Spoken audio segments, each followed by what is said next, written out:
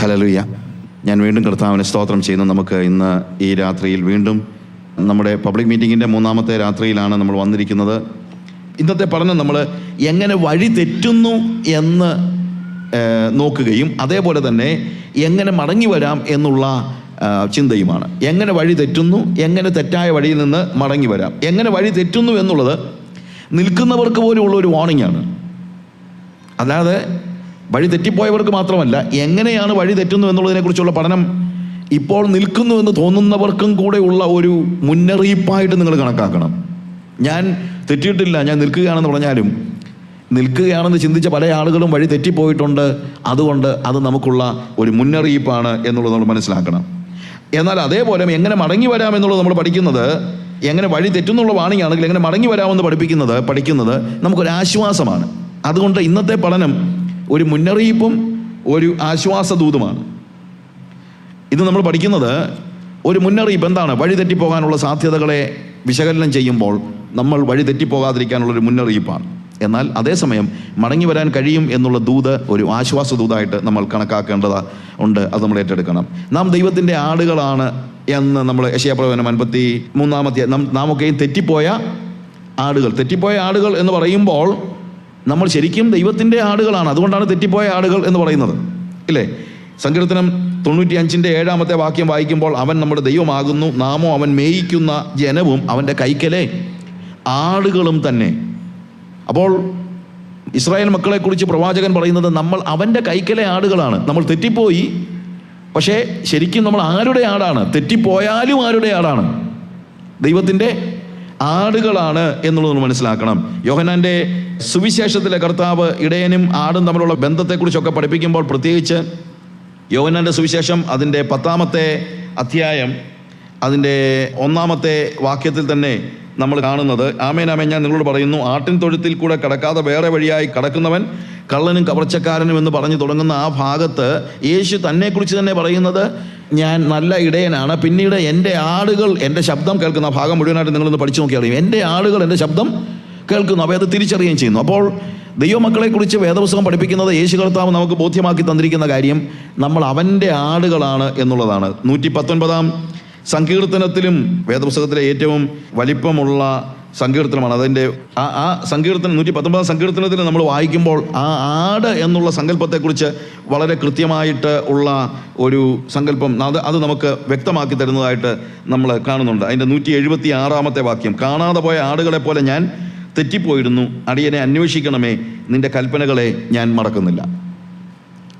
അപ്പോൾ ഇത്രയും ഈ സങ്കീർത്തനത്തിൻ്റെ പല അതൊരു വളരെ വിശാലമായൊരു സങ്കീർത്തനമാണ്. പക്ഷേ അതിൻ്റെ ഏറ്റവും ഒടുവിൽ പറഞ്ഞു നിർത്തിയിരിക്കുന്ന വാക്ക്, this is the last verse of that big psalm. എന്താണ് എഴുതിയിരിക്കുന്നത്?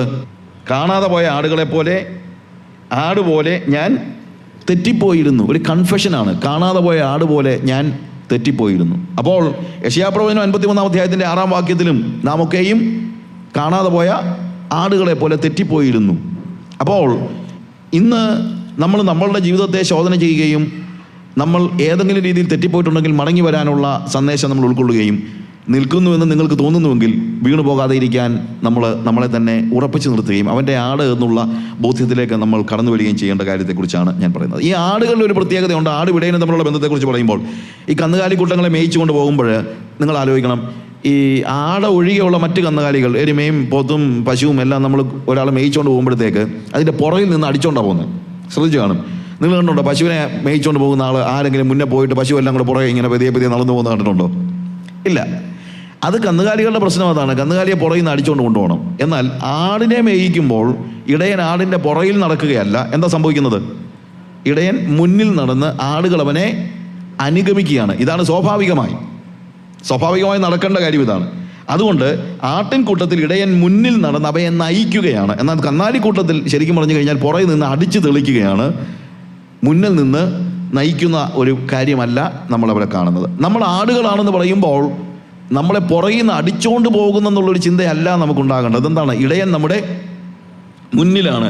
ഇടയൻ്റെ വഴിയെ നടക്കുകയാണ് ആടുകളുടെ കർത്തവ്യം. ഇടയൻ ഏത് വഴിയിലൂടെ നടന്നോ ആ വഴിയെ നടക്കുക. അതുകൊണ്ടാണ് ഓരോരുത്തൻ താന്താൻ്റെ വഴിക്ക് തിരിഞ്ഞിരുന്നു എന്ന് പറയുന്നത്. അതാണ് നമ്മൾ ലോസ്റ്റ് ആണെന്ന്. നമ്മളൊക്കെയും കാണാതെ പോയ ആടുകൾ എന്ന് പറയുമ്പോൾ, ഇടയൻ്റെ ആടാണെങ്കിൽ ഇടയൻ നടന്ന വഴി കൂടെ നടന്നോണം. ഇടയൻ മുന്നിൽ, ആട് പുറകെ. ഇടയൻ്റെ നീളമുള്ള ഒരു ഷെപ്പേർഡ് സ്റ്റാഫ് ഉണ്ട്. ആ ഷെപ്പേർഡ് സ്റ്റാഫ് നോക്കിയാണ് ഇവൻ നടക്കുന്നത്. അല്ലാതെ ഇടത്തോട്ടും വലത്തോട്ടും നോക്കിയാൽ പറ്റത്തില്ല. നോട്ടം തെറ്റിയാൽ വഴിയും തെറ്റും. അതുകൊണ്ട് ഇടയൻ്റെ ആടാണെങ്കിൽ എല്ലായ്പ്പോഴും അവൻ ഒരാളെ മാത്രമേ കാണുന്നുള്ളൂ, മുന്നിൽ നടക്കുന്ന ഇടയനെയാണ് കാണുന്നത്. നോട്ടം തെറ്റുമ്പോഴാണ് പതിയെ നമ്മൾ അകലുന്നതും തെറ്റിപ്പോകുന്ന, അല്ലെങ്കിൽ വഴി തെറ്റിപ്പോകുന്നതും. എപ്പോഴാണ് നോട്ടം തെറ്റുന്നത് എന്ന് ചോദിച്ചു കഴിഞ്ഞാൽ അവിടെയും ഒരു പ്രശ്നമുണ്ട്. ഇവിടെ നോക്കുമ്പോഴാണ് നോട്ടം തെറ്റുന്നത്. അതായത് ഇടയനെ തന്നെ നോക്കുന്ന ഒരാടും തെറ്റിപ്പോകത്തില്ല. ഇടയനെ മാത്രം നോക്കി നടക്കുന്ന ആടുകൾക്ക് വഴി തെറ്റിപ്പോകുന്നൊരു പ്രശ്നം ഉണ്ടാകത്തില്ല. പക്ഷേ ഇടയനെ നോക്കുന്നതിന് പകരം ഇപ്പോൾ വഴിയെ പോകുമ്പോഴത്തേക്ക് ഈ ആട് പുറകെ നടന്നിട്ട് സൈഡിലുള്ള പുല്ലും മറ്റുള്ള പച്ചപ്പുള്ള പുല്ലുകളും മറ്റുള്ള കാര്യങ്ങളൊക്കെ നോക്കി, അല്ലെങ്കിൽ തിന്നാൻ വേണ്ടി അങ്ങോട്ടും ഇങ്ങോട്ടും തിരിഞ്ഞു കഴിഞ്ഞാൽ നാച്ചുറലി നമുക്ക് എന്ത് സംഭവിക്കാം? വഴി തെറ്റാനുള്ള സാധ്യതയുണ്ട് ഈ കാട്ടിലെ പച്ചപ്പുല്ലുകൾ. എന്നാൽ ഒരു കാര്യം നമ്മൾ മനസ്സിലാക്കണം, ഇടയൻ ആടുകളെയും കൊണ്ട് പോകുമ്പോൾ വേദപുസ്തകത്തിൻ്റെ ചിന്ത അനുസരിച്ച് ഇതിന് അവിടെയും ഇവിടെയും നോക്കേണ്ട കാര്യമൊന്നും ഇല്ല. കാരണം അതിനാവശ്യമുള്ളതൊക്കെയും ഫീഡ് ചെയ്തിട്ടാണ് ഈ ഇടയൻ കൊണ്ടുവരുന്നത്. നമുക്കറിയാവുന്ന സങ്കീർത്തനമാണല്ലോ 23-ാം സങ്കീർത്തനം വായിക്കുമ്പോഴത്തേക്ക് യഥാർത്ഥത്തിൽ ഞാൻ ഇവിടെ പറയുന്നത് എന്താണ്? ഇവിടെ നല്ല ഇടയനെ കുറിച്ചാണ് പറയുന്നത്. അല്ലാത്ത ഇടയന്മാരൊക്കെ ഉണ്ടായിരിക്കാം, പക്ഷേ യേശു നല്ല ഇടയനാണ്. നല്ല ഇടയനായതുകൊണ്ട് തന്നെ സാംസ് 23-ൽ നമ്മൾ കാണുന്ന അതേ രീതിയിലാണ് ദൈവം നമ്മളെ നയിക്കുന്നതെന്ന് നമ്മൾ മനസ്സിലാക്കണം. യഹോവ എൻ്റെ ഇടയനാകുന്നു, കർത്താവ് എൻ്റെ ഇടയനാകുന്നു. അവൻ ആവശ്യമുള്ളതെല്ലാം ആ ഇടയൻ അതിന് നൽകിയതാണ്. അതുകൊണ്ടാണ് ഇടയൻ നടക്കുന്നതിൻ്റെ പുറകെ അങ്ങോട്ടും ഇങ്ങോട്ടും നോക്കാതെ ആടുകൾ. എന്തുകൊണ്ടാണ്? കൂട്ടം തെറ്റിയ ആടുകളാണ് പലപ്പോഴും വഴി തെറ്റിപ്പോകുന്നത്. പക്ഷേ ഒരു ആട് തെറ്റിപ്പോകാനുള്ള സാധ്യത 1% ഉള്ളൂ. നിങ്ങൾ ആലോചിക്കണം. ശരിക്കും പറഞ്ഞു കഴിഞ്ഞാൽ ഒരു ആട് തെറ്റിപ്പോകാനുള്ള സാധ്യത എത്രയേ ഉള്ളൂ? 1%. കാരണം 100 ആടുള്ളതിൽ ഒരാട് മാത്രമേ എന്ത് ചെയ്തുള്ളൂ? തെറ്റിപ്പോയുള്ളൂ. ബാക്കിയുള്ള 99 ഒരു കൂട്ടമായിട്ട് ഇടയൻ്റെ പിന്നാലെ തന്നെ പോവുകയായിരുന്നു. ഈ ആടുകളെല്ലാം വരുന്നത്, ഈ 100 ആടുകളും വരുന്നത് എവിടെ നിന്നാണ്? കാട്ടിൽ നിന്ന് വരികയാണ്. ഇടയൻ കാട്ടിൽ അവരുടെ കൂടെ ഉണ്ടായിരുന്നു. ഇടയൻ അവയ്ക്ക് ആവശ്യമുള്ളതെല്ലാം നൽകി എന്നാണ് നമ്മൾ സാംസ് 23 വായിക്കുമ്പോൾ അവിടെ മനസ്സിലാകുന്നത്. 23-ാം സങ്കീർത്തനം. യഹോവ എൻ്റെ ഇടയനാകുന്നു, എനിക്ക് മുട്ടുണ്ടാകുകയില്ല. I have enough. എനിക്ക് വേറെ ഒന്നും ആവശ്യമില്ല. കാര്യം എൻ്റെ ഇടയൻ എനിക്ക് ആവശ്യമുള്ളതെല്ലാം തന്നു കഴിഞ്ഞു. The Lord is my shepherd and that's enough. ഒരു കൊച്ചു ചെറുക്കൻ സങ്കീർത്തനം കാണാതെ പറയാനായിട്ട് കയറി നിന്ന് കഴിഞ്ഞിട്ട് അവനവിടെ 23-ാം സങ്കീർത്തനം കാണാൻ പറയാൻ കയറി നിന്നിട്ട് പറഞ്ഞു The Lord is my shepherd. പക്ഷെ ബാക്കി അങ്ങ് മറന്നുപോയി. യഹോവ എൻ്റെ ഇടയനാകുന്നു എന്ന് പറഞ്ഞിട്ട് അതങ്ങ് ബാക്കി മറന്നുപോയി. കുറച്ച് കഴിഞ്ഞിട്ട് അവൻ പറഞ്ഞു യഹോവ എൻ്റെ ഇടയനാകുന്നു, യഹോവ എൻ്റെ ഇടയനാകും. 3-ാം പ്രാവശ്യം പറഞ്ഞു കഴിഞ്ഞപ്പോഴത്തേക്ക് ഇവൻ പറഞ്ഞു that's enough, അത് മതിയെന്ന്. യഹോവ എൻ്റെ ഇടയനാകുന്നു, അത് മതി. പക്ഷെ അതൊരു ഫാക്റ്റാണ്. അവൻ അറിയാൻ വയ്യാതെ, അല്ലെങ്കിൽ അവന് ഇത് റെസിറ്റ് ചെയ്യാൻ അറിയാൻ വയ്യാത്തതുകൊണ്ട് പറഞ്ഞതാണെങ്കിലും ശരിക്കും പറഞ്ഞു കഴിഞ്ഞാൽ that's enough. If the Lord is your shepherd, that's enough. അതുകൊണ്ടാണ് യഹോവ എൻ്റെ ഇടയനാകുന്നു, എനിക്ക് മുട്ടുണ്ടാകുകയില്ല, എനിക്ക് ആവശ്യത്തിനുള്ള എല്ലാ കാര്യങ്ങളും ഉണ്ട്. ആ ഭാഗം നിങ്ങൾ വായിക്കുമ്പോൾ പച്ചയായ പുൽപ്പുറങ്ങളിൽ അവൻ എന്നെ കിടത്തുന്നു, സ്വസ്ഥതയുള്ള വെള്ളത്തിനരികത്തേക്ക് എന്നെ നടത്തുന്നു, എൻ്റെ പ്രാണനെ അവൻ തണുപ്പിക്കുന്നു, തിരുനാമം നിമിത്തം എന്നെ നീതിപാതകളിൽ നടത്തുന്നു, കൂരിരുൾ താഴ്വരയിൽ കൂടെ നടന്നാലും ഞാനൊരു അനർത്ഥവും ഭയപ്പെടുകയില്ല. നീ എന്നോടുകൂടെ ഇരിക്കുന്നുവല്ലോ, നിന്റെ വടിയും കോലും എന്നെ ആശ്വസിപ്പിക്കുന്നു. എൻ്റെ ശത്രുക്കൾ കാണുക നീ എനിക്ക് വിരുന്നൊരുക്കുന്നു, എൻ്റെ തലയെ എണ്ണ കൊണ്ട് അഭിഷേകം ചെയ്യുന്നു, എൻ്റെ പാനപാത്രവും നിറഞ്ഞു കവിയുന്നു. നന്മയും കരുണയും എൻ്റെ ആയുഷ്കാലമൊക്കെ എന്നെ പിന്തുടരും. ഞാൻ യഹോവയുടെ ആലയത്തിൽ സദാകാലത്തേക്കും ദീർഘകാലത്തേക്കും വസിക്കും. ഇതാണല്ലോ ആ സങ്കീർത്തനം, നമുക്കെല്ലാം കാണാതെ അറിയാവുന്ന സങ്കീർത്തനമാണ്. പക്ഷെ ഇവിടെ പറയുന്ന ഓരോ കാര്യങ്ങളൊന്ന് വായിച്ചു നോക്കിയേ. എന്തെല്ലാം ഒരു ആടിന് ആവശ്യമുണ്ടോ അതിനപ്പുറത്ത് ഈ ഇടയൻ കൊടുത്തു കഴിഞ്ഞു. പച്ചയായ പുൽപ്പുറങ്ങളിൽ എന്നെ കിടത്തുന്നു എന്ന് വെച്ച് കഴിഞ്ഞാൽ ആ ഗ്രീൻ മെഡോസിൽ അതിന് ഇഷ്ടം പോലെ മേഞ്ഞു നടക്കാനുള്ള അവസരം, അതിന് വയറ് നിറച്ച് കഴിക്കാനുള്ള അവസരം ഒരുക്കി കൊടുത്തു. സ്വസ്ഥതയുള്ള വെള്ളത്തിനരികത്തേക്ക് എന്നെ നടത്തുന്നു. അതിനാവശ്യമുള്ള സ്റ്റിൽ വാട്ടേഴ്സ് എന്ന് പറയുമ്പോഴത്തേക്ക് അവിടെ ഉപയോഗിക്കുന്ന ആ ഭാഗം ശത്രുക്കൾ ആരും വന്ന് ഇളക്കി വെച്ച് പോയതൊന്നുമല്ല. ഇറ്റ്സ് സ്റ്റിൽ വാട്ടേഴ്സ്, വളരെ സ്വസ്ഥതയുള്ള, അതായത് ഓടിപ്പിടിച്ചോ. സാധാരണ മൃഗങ്ങളെല്ലാം വെള്ളം കുടിക്കാൻ ചെല്ലുമ്പോഴത്തേക്ക് പേടിച്ചാണ് വെള്ളം കുടിക്കാൻ നിൽക്കുന്നത്. നിങ്ങൾക്കറിയാം എന്താണെന്ന് ചോദിച്ചു കഴിഞ്ഞാൽ എപ്പോഴാണ് ശത്രു വന്ന് ആക്രമിക്കുന്നുള്ളത് അറിയത്തില്ല. എന്നാൽ ഇതല്ല, ശത്രുഭയമില്ലാതെ എനിക്ക് ആവശ്യത്തിന് വെള്ളം കുടിക്കാൻ പറ്റുന്ന രീതിയിൽ സ്വസ്ഥതയുള്ള വെള്ളത്തിനരികത്തേക്ക് അവൻ എന്നെ നടത്തുന്നു. എൻ്റെ പ്രാണനെ അവൻ തണുപ്പിക്കുന്നു, തിരുനാമം നിമിത്തം നീതിപാതകൾ എന്നെ നടത്തുന്നു. എൻ്റെ മോറൽ ആവശ്യങ്ങൾ, എൻ്റെ എത്തിക്സും എൻ്റെ മൊറാലിറ്റിയും എല്ലാം അവൻ അതായത് യേശുവിൻ്റെ ഒരു പ്രത്യേകത, യേശു നിങ്ങളുടെ ശരീരത്തിൻ്റെ ആവശ്യങ്ങൾ മാത്രമല്ല നോക്കുന്നത്. He is looking after all your needs, everything, all wax of life. നിങ്ങളുടെ ജീവിതത്തിൻ്റെ എല്ലാ മണ്ഡലങ്ങളിലേക്കും ഇറങ്ങി വന്ന് നിങ്ങൾക്ക് പൂർണ്ണമായും ആവശ്യമുള്ളതെല്ലാം നൽകുന്ന ഒരു ദൈവമാണ് യേശു കർത്താവ്. അവൻ എന്നെ നീതിപാതകളിൽ നടത്തുന്നു, കൂരിരുൾ താഴ്വരയിൽ കൂടെ നടന്നാലും ഞാനൊരു അനർത്ഥവും ഭയപ്പെടുകയില്ല. Shadow of the valley of death, അതിലെ നടന്നാലും. കാര്യം എൻ്റെ ശത്രുഭയമില്ലാതെ യേശുവിൻ്റെ കൂടെ നടക്കുന്നവന് ശത്രുഭയത്തിൻ്റെ ആവശ്യം ഇല്ല. അവൻ എൻ്റെ പരിചയമാണ്. പരിചയയുടെ പ്രത്യേകത എന്താണ്? പരിചയയുടെ പ്രത്യേകത, പരിചയം നമുക്കറിയാമല്ലോ, യുദ്ധം ചെയ്യുമ്പോൾ നമ്മുടെ മുന്നിൽ പിടിക്കുന്നതാണ് പരിചയം എന്ന് പറയുന്നത്. നമ്മളെ വെട്ടണമെങ്കിൽ ഈ പരിചയം വെട്ടിയിട്ടേ നമ്മളെ വെട്ടാൻ പറ്റുള്ളൂ. പരിചയം വെട്ടി മുറിഞ്ഞ് താഴെ പോയെങ്കിലേ നമ്മളെ ഒരാളുടെ വാളുകൊണ്ട് ആക്രമിക്കാൻ കഴിയത്തുള്ളൂ. അതാണ് പരിചയ, ഷീൽഡ് എന്ന് പറയുന്നത്. And the Bible says God is my refuge and he is my shield. അവൻ എൻ്റെ പരിചയമാണെന്ന് പറഞ്ഞു കഴിഞ്ഞാൽ നിങ്ങളെ ഒരു ശത്രുവിന് സ്പർശിക്കാൻ കഴിയത്തില്ലെന്ന അർത്ഥം. സ്പർശിക്കണമെങ്കിൽ നിങ്ങളുടെ മുമ്പിൽ നിൽക്കുന്ന പരിചയമായ ദൈവത്തെ വെട്ടി താഴെ ഇട്ടിട്ടേ നിങ്ങളെ തൊടാൻ പറ്റുള്ളൂ. അതാണ് അതിൻ്റെ അർത്ഥം. അപ്പം അങ്ങനെ നമ്മുടെ പരിചയമായി കൂരിരുൾ താഴ്വരയിലൂടെ കിടന്നാലും ഞാൻ ഒരു അനർത്ഥവും ഭയപ്പെടുന്നില്ല. കാര്യം നീ എന്നോടുകൂടെ ഇരിക്കുന്നുവല്ലോ. അപ്പോൾ ശത്രുഭയത്തിൽ നിന്ന് പൂർണ്ണമായിട്ടുള്ള സംരക്ഷണം, ശത്രുവിൽ നിന്ന് പൂർണ്ണമായ സംരക്ഷണം കൊടുത്തവനാണ് ഇടയൻ. അവൻ കഴിക്കാൻ നല്ല ഗ്രീൻ മെഡോസിൽ അവനെ കിടത്തി, അല്ലെങ്കിൽ ആവശ്യമുള്ള എല്ലാ പച്ചയായ പുൽപ്പുറങ്ങളിൽ അവൻ നടത്തി സ്വസ്ഥതയുള്ള വെള്ളം കൊടുത്തു. അവൻ്റെ മോറൽ ഇഷ്യൂസിലെല്ലാം അവന് ആവശ്യമായ നിർദ്ദേശങ്ങളും മറ്റുള്ള കാര്യങ്ങളും കൊടുത്തു. അവനെ ശത്രു തൊടാതെ വണ്ണം അവനെ സൂക്ഷിച്ചു. ഇതെല്ലാം ഇടയൻ ചെയ്ത കാര്യമാണ്. ഈ കാട്ടിൽ വെച്ച് അവൻ ഒരിക്കലും ഒരു അപകടവും ഉണ്ടായില്ല. ആട് തെറ്റിപ്പോയത് കാട്ടിക്കൂടെ നടക്കുമ്പോഴല്ല, തിരിച്ച് ആലയിലേക്ക് പോകുമ്പോഴാണെന്ന് ആലോചിക്കണം. കാട്ടിൽ യജമാനൻ അല്ലെങ്കിൽ ഇടയൻ വേണ്ട സംരക്ഷണം എല്ലാം അവന് നൽകിയിരുന്നു എന്ന് മനസ്സിലാക്കണം. അതിന് ശേഷം നമ്മൾ വായിക്കുമ്പോഴത്തേക്ക് എൻ്റെ ശത്രുക്കൾ കാണുക നീ എനിക്ക് വിരുന്നൊരുക്കുന്നു, ഒരു വലിയൊരു ഫീസ്റ്റ് ഇല്ലേ? അങ്ങനെ ഒരു വലിയൊരു ഫീസ്റ്റ് ഒരുക്കി കൊടുക്കുകയാണ്. അല്ലാതെ എന്താണ് ജീവൻ കിടക്കാൻ വേണ്ടി ഇച്ചിരി വെള്ളവും ഇച്ചിരി പുല്ലുമൊക്കെ കൊടുക്കുകയല്ല. വളരെ സമൃദ്ധമായി എല്ലാ കാര്യങ്ങളും അവൻ കൊടുക്കുന്നു. എന്നിട്ട് താഴെ എഴുതിയിരിക്കുന്നത് എൻ്റെ തലയെ അവൻ എണ്ണ കൊണ്ട് അഭിഷേകം ചെയ്യുന്നു. അവൻ അതിൻ്റെ വയറിൻ്റെ വിശപ്പിൻ്റെ മാത്രം കാര്യമല്ല, എന്തൊക്കെ അതിന് ആ ആടിന് എന്തൊക്കെ ആവശ്യമുണ്ടോ അതിൻ്റെ ബോഡിയുടെ തണുപ്പ്, എല്ലാ കാര്യങ്ങളെക്കുറിച്ചും ഇടയൻ വളരെ കൺസേൺഡ് ആണ്. എൻ്റെ പാനപാത്രവും നിറഞ്ഞു കവിയുന്നു. തിരുനാമം എവ്രിതിങ് എല്ലാ രീതിയിലും ഇടയൻ എല്ലാം കൊടുത്തിട്ടാണ് അവനെ ആലയിലേക്ക് കൊണ്ടുപോകുന്നത്. അങ്ങനെ തിരിച്ച് ആലയിലേക്ക് പോകുമ്പോഴാണ് ആടിന് വഴി തെറ്റുന്നതെന്നുള്ളതാണ് ഏറ്റവും വലിയ സങ്കടം. ഒന്നും കിട്ടാത്തപ്പോഴല്ല, എല്ലാം കിട്ടിക്കഴിഞ്ഞിട്ടും അവൻ എന്താണ്, എല്ലാം ലഭിച്ചിട്ടും ഇവൻ പോകുമ്പോൾ ഇവൻ എന്തിനാണ് ഇടത്തോട്ടും അതായത് ജീവിതത്തിൻ്റെ എല്ലാ സൗകര്യങ്ങളും എല്ലാ ആവശ്യങ്ങളും, നീഡ്സ്, ഗ്രീഡ്സ് ഒന്നുമല്ല, നീഡ്സ്, അവൻ്റെ സകല ആവശ്യങ്ങളും നിർവഹിച്ചിട്ട് യേശുവിൻ്റെ പിന്നാലെ പോകുമ്പോൾ അവൻ അങ്ങോട്ടും ഇങ്ങോട്ടും നോക്കാൻ കാര്യം എന്താണ്? അങ്ങോട്ടും ഇങ്ങോട്ടും നോക്കാൻ കാര്യം അവന് എന്ത് ദൈവം കൊടുത്തോ ആ കാര്യത്തിലുള്ള അസംതൃപ്തിയാണ് അവനെ ഇടത്തും വലത്തും നോക്കാൻ പ്രേരിപ്പിച്ചത്. ഇത് നമ്മുടെ ഒക്കെയും ഓർക്കേണ്ട കാര്യം ഇതാണ്. തെറ്റിപ്പോകാനുള്ള, അല്ലെങ്കിൽ ഒരു ദൈവത്തിൻ്റെ ആട് തെറ്റിപ്പോകുന്നതിന് ഒറ്റ കാരണമേ ഉള്ളൂ, അവൻ്റെ അസംതൃപ്തി. സംതൃപ്തിയോടെ ദൈവത്തിൻ്റെ പിന്നാലെ പോകുന്ന ഒരാടും തെറ്റിപ്പോകത്തില്ല. കാര്യം അവൻ്റെ നോട്ടം എപ്പോഴും ഇവിടെ തന്നെ ആയിരിക്കും, ദൈവത്തിൽ തന്നെ ആയിരിക്കും, കർത്താവിൽ തന്നെ ആയിരിക്കും. കർത്താവിൽ നിന്ന് നോട്ടം മാറുന്ന എപ്പോഴാണെന്ന് അറിയാമോ? കർത്താവ് അവന് കൊടുത്ത കാര്യത്തിലും കർത്താവിലും അവന് സംതൃപ്തനാകാൻ കഴിയാത്തപ്പോഴാണ്. വേദപുസ്തകം പഠിപ്പിക്കുന്നത് my God shall supply all our needs according to his riches in glory.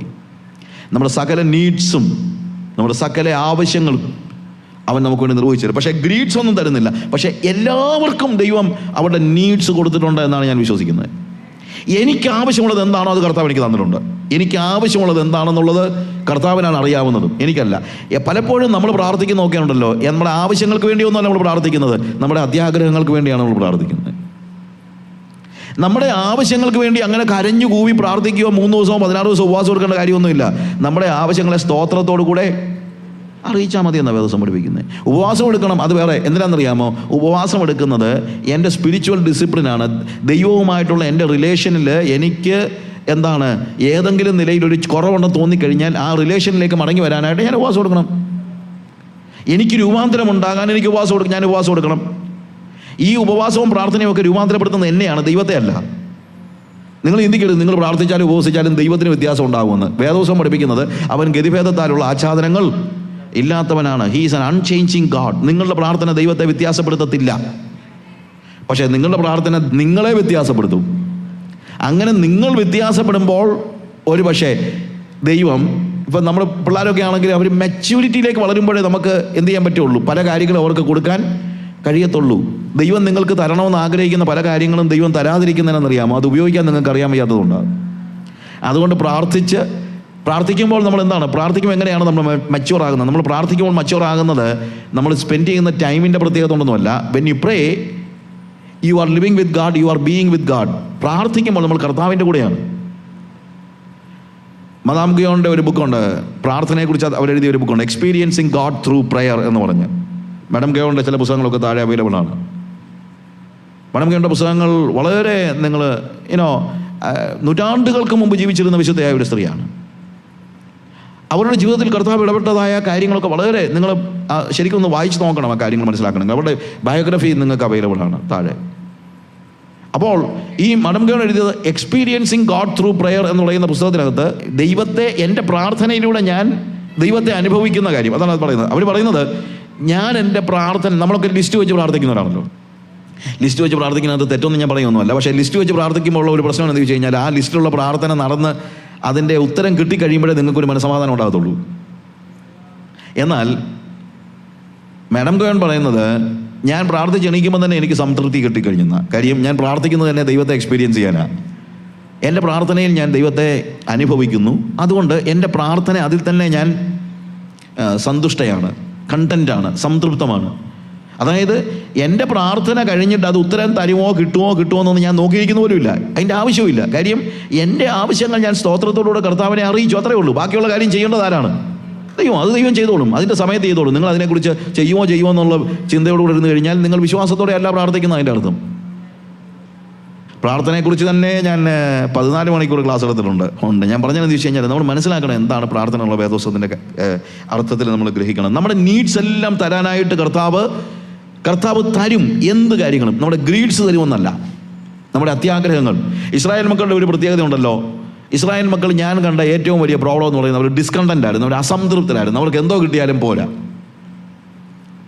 അവർക്ക് കർത്താവ് മരുഭൂമിയിൽ മന്ന കൊടുത്തു കഴിഞ്ഞപ്പോൾ, മന്ന എന്ന് പറയുന്നത് it is A food of the Angeles ആണ് എഴുതിയിരിക്കുന്നത്. മല്ലന്മാരുടെ ആഹാരം എന്നാണ് മലയാളത്തിൽ എഴുതിയിരിക്കുന്നത്. പക്ഷേ ദൂതന്മാരുടെ ആഹാരമാണ്. ദൂതന്മാരുടെ ആഹാരം ഈ മനുഷ്യർക്ക് കൊടുത്തു കഴിഞ്ഞിട്ട് അതവർക്ക് പോരായിരുന്നു. അവർ ചോദിക്കുന്നത് ഞങ്ങൾക്ക് ഇവിടെ ഇറച്ചി, ഞങ്ങൾ മിസ്രയീമിൽ ഇരുന്നപ്പോൾ ഇറച്ചിക്കലങ്ങളുടെ അരികത്തിരുന്നത് ഞങ്ങൾ ഓർക്കുന്നു. അവൻ അരികത്തിരുന്നതേ ഉള്ളൂ, തിന്നിട്ടൊന്നുമില്ല.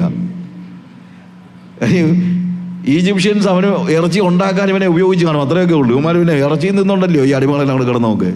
ചുമ്മാ അങ്ങ് പറയുക ഞങ്ങൾ അവിടെ ആയിരുന്നപ്പോൾ എല്ലാം ഉപേക്ഷിച്ച് എല്ലാം ഞങ്ങൾ കർത്താവിന് വേണ്ടി ഉപേക്ഷിച്ച കാര്യമൊക്കെ പറയുന്നവനെ വളരെ ശ്രദ്ധിക്കണം. എന്ത് ഉപേക്ഷിച്ചെന്ന്? ലോകപ്രകാരം ഉണ്ടായിരുന്ന വലിയ ഉദ്യോഗമൊക്കെയും വലിച്ചെറിഞ്ഞ്, എന്തായിരുന്നു ഉദ്യോഗം? എന്നാ ഇന്ത്യൻ പ്രസിഡന്റ് ആയിരുന്നോ? ചോദിച്ചു വരുമ്പോഴേ ഏതെങ്കിലും പ്രൈവറ്റ് കമ്പനിയിലെ ക്ലാർക്ക് ഉദ്യോഗം കളഞ്ഞിട്ട് വന്ന കാര്യമോ? ലോകപ്രകാരം ഉണ്ടായിരുന്ന വലിയ ഉദ്യോഗമൊക്കെയും വലിച്ചെറിഞ്ഞ് എന്നൊക്കെ പറയുന്നത്, ഇതൊക്കെ പറയാൻ നാണമില്ലേ? കാര്യം എന്നറിയാമോ? നമ്മൾ സംതൃപ്തരല്ല. That is a biggest problem. കർത്താവ് നമുക്ക് വേണ്ടി എന്ത് തന്നു എന്നുള്ളതിനെക്കുറിച്ച് നമുക്ക് ബോധ്യമില്ല. മന്ന എന്ന് പറയുന്നത് എന്താണെന്ന് അവർക്ക് അറിയത്തില്ല. അല്ലെങ്കിൽ അവരതിനെക്കുറിച്ച് അവർ പറയുന്നത് ഞങ്ങൾക്ക് അവിടെ ഇറച്ചി ഉണ്ടായിരുന്നു, ഞങ്ങൾ അവിടെ ഉള്ളി ചുറ്റുള്ളി, മിസ്രൈമിൻ്റെ കാര്യമേ ഇവർക്ക് പറയാനുള്ളൂ. എന്നിട്ട് പറയുകയാണ് ഈ മന്ന അല്ലാതെ വേറെ എന്നാ ഉണ്ട്? അവർ ചോദിക്കുക എവിടെ നോക്കിയാലും മന്ന വേറെ എന്തോ ഉണ്ട്? ഇതല്ലാതെ എന്തോ നിനക്ക് വേണ്ടത്? നിനക്ക് ആവശ്യമുള്ളതെല്ലാം ഇതിനകത്ത് ഈ മന്നയ്ക്കകത്ത് ഉണ്ട്. ദൈവം എനിക്ക് ആവശ്യമുള്ളതെല്ലാം തന്നിട്ടുണ്ട്, എല്ലാ കാര്യങ്ങളും തന്നിട്ടുണ്ട്. അപ്പോൾ നിങ്ങളൊരു പക്ഷേ പറയും അവർക്ക് മന്നായെങ്കിലും ഉണ്ടായിരുന്നു, പക്ഷേ എനിക്ക് അതും ഇല്ലല്ലോ സഹോദര. അവർക്ക് രാവിലെ എന്തോ ചെയ്യായിരുന്നു, മന്നായെങ്കിലും ഉണ്ടായിരുന്നു, ഞങ്ങൾക്ക് അതുമില്ല, കഴിക്കാൻ പോലും ഞങ്ങൾക്ക് ഇല്ല എന്ന് പറഞ്ഞേക്കാം. ഒരു പക്ഷേ ദൈവം എന്തുകൊണ്ടാണ് നമുക്ക് കഴിക്കാൻ ചില സമയത്തെങ്കിലും തരാത്തതെന്നറിയാമോ? നമുക്ക് വിശപ്പ് നമ്മുടെ നീഡായി വരുമ്പോഴാണ്. ചിലപ്പം ചില കാര്യങ്ങൾ പഠിക്കാൻ നമ്മൾ എന്ത് ചെയ്താലേ പറ്റുള്ളൂ? വിശന്നേലേ പറ്റുള്ളൂ. അപ്പം നമ്മുടെ ആത്യന്തിക നന്മ എന്താണെന്നുള്ളതാണ് കർത്താവ് അന്വേഷിക്കുന്നത്. അല്ലാതെ ഇപ്പോഴെനിക്ക് എന്ത് ആവശ്യമുണ്ടെന്നുള്ളതല്ല കർത്താവ് ചിന്തിക്കുന്നത്. കാര്യം എൻ്റെ ഭാവിയെക്കുറിച്ച്. അതുകൊണ്ടാണ് ഞാൻ പ്രാർത്ഥനയെക്കുറിച്ചുള്ള എൻ്റെ മെസ്സേജിനകത്ത് പറഞ്ഞിട്ടുള്ളൊരു കാര്യമുണ്ട്. നിങ്ങൾക്ക് ആവശ്യമുള്ളത് ഇതിനൊന്നും നിങ്ങളുടെ സ്വർഗ്ഗസ്ഥ പിതാവ് നിങ്ങൾ ചോദിക്കും മുമ്പേ അറിയുന്നു. അപ്പം സ്വാഭാവികമായി നമുക്കൊരു ചോദ്യം ഉണ്ടായേക്കാം, ചോദിക്കും മുമ്പേ ദൈവത്തിൽ അറിയാം, പിന്നെ നമ്മൾ പ്രാർത്ഥിക്കണ്ടല്ലോ. പിന്നെ നമ്മൾ പ്രാർത്ഥിക്കുന്നില്ലെന്നറിയാമോ? നിങ്ങളുടെ ആവശ്യം ദൈവത്തെ അറിയിക്കാനൊന്നുമല്ല നിങ്ങൾ പ്രാർത്ഥിക്കുന്നത്. നിങ്ങൾ പറഞ്ഞിട്ട് വേണോ നിങ്ങളുടെ ആവശ്യം ദൈവം അറിയാൻ? പന്ത്രണ്ട് പറഞ്ഞല്ലോ, കർത്താവെ ഒറീസായ സൈക്ലോൺ അടിച്ച വിഷയം നീ ടൈംസ് ഓഫ് ഇന്ത്യ വായിച്ച് അറിഞ്ഞു കാണുമല്ലോ എന്ന് പറഞ്ഞ പോലെ. നമ്മൾ പറഞ്ഞിട്ടൊന്നുമല്ല നമ്മുടെ ആവശ്യം സ്വർഗ്ഗസ്വ പിതാവ് അറിയുന്നത്. പക്ഷേ നമ്മൾ പ്രാർത്ഥിച്ചില്ലെങ്കിൽ നമ്മുടെ ആവശ്യം എന്താണെന്ന് നമ്മളറിയത്തില്ല. നമ്മുടെ ആവശ്യം എന്തെന്ന് നമ്മളറിയാനാണ് ശരിക്കും പറഞ്ഞാൽ നമ്മൾ പ്രാർത്ഥിക്കുന്നത്. കാര്യം നമ്മൾ ദൈവസന്നിധിയിൽ ചെല്ലുന്നത് നമ്മുടെ ആവശ്യങ്ങളുമായിട്ടൊന്നുമല്ല, പലപ്പോഴും നമ്മളുടെ ആഗ്രഹങ്ങളുമായിട്ടാണ്. ദൈവത്തിൻ്റെ സന്നിധിയിൽ നിൽക്കുമ്പോൾ ദൈവം നമ്മളോട് സംസാരിക്കും. എന്താണ് നമ്മുടെ ആവശ്യം, എന്താണ് നമ്മുടെ ആഗ്രഹം, എന്താണ് നമ്മുടെ ദുരാഗ്രഹം.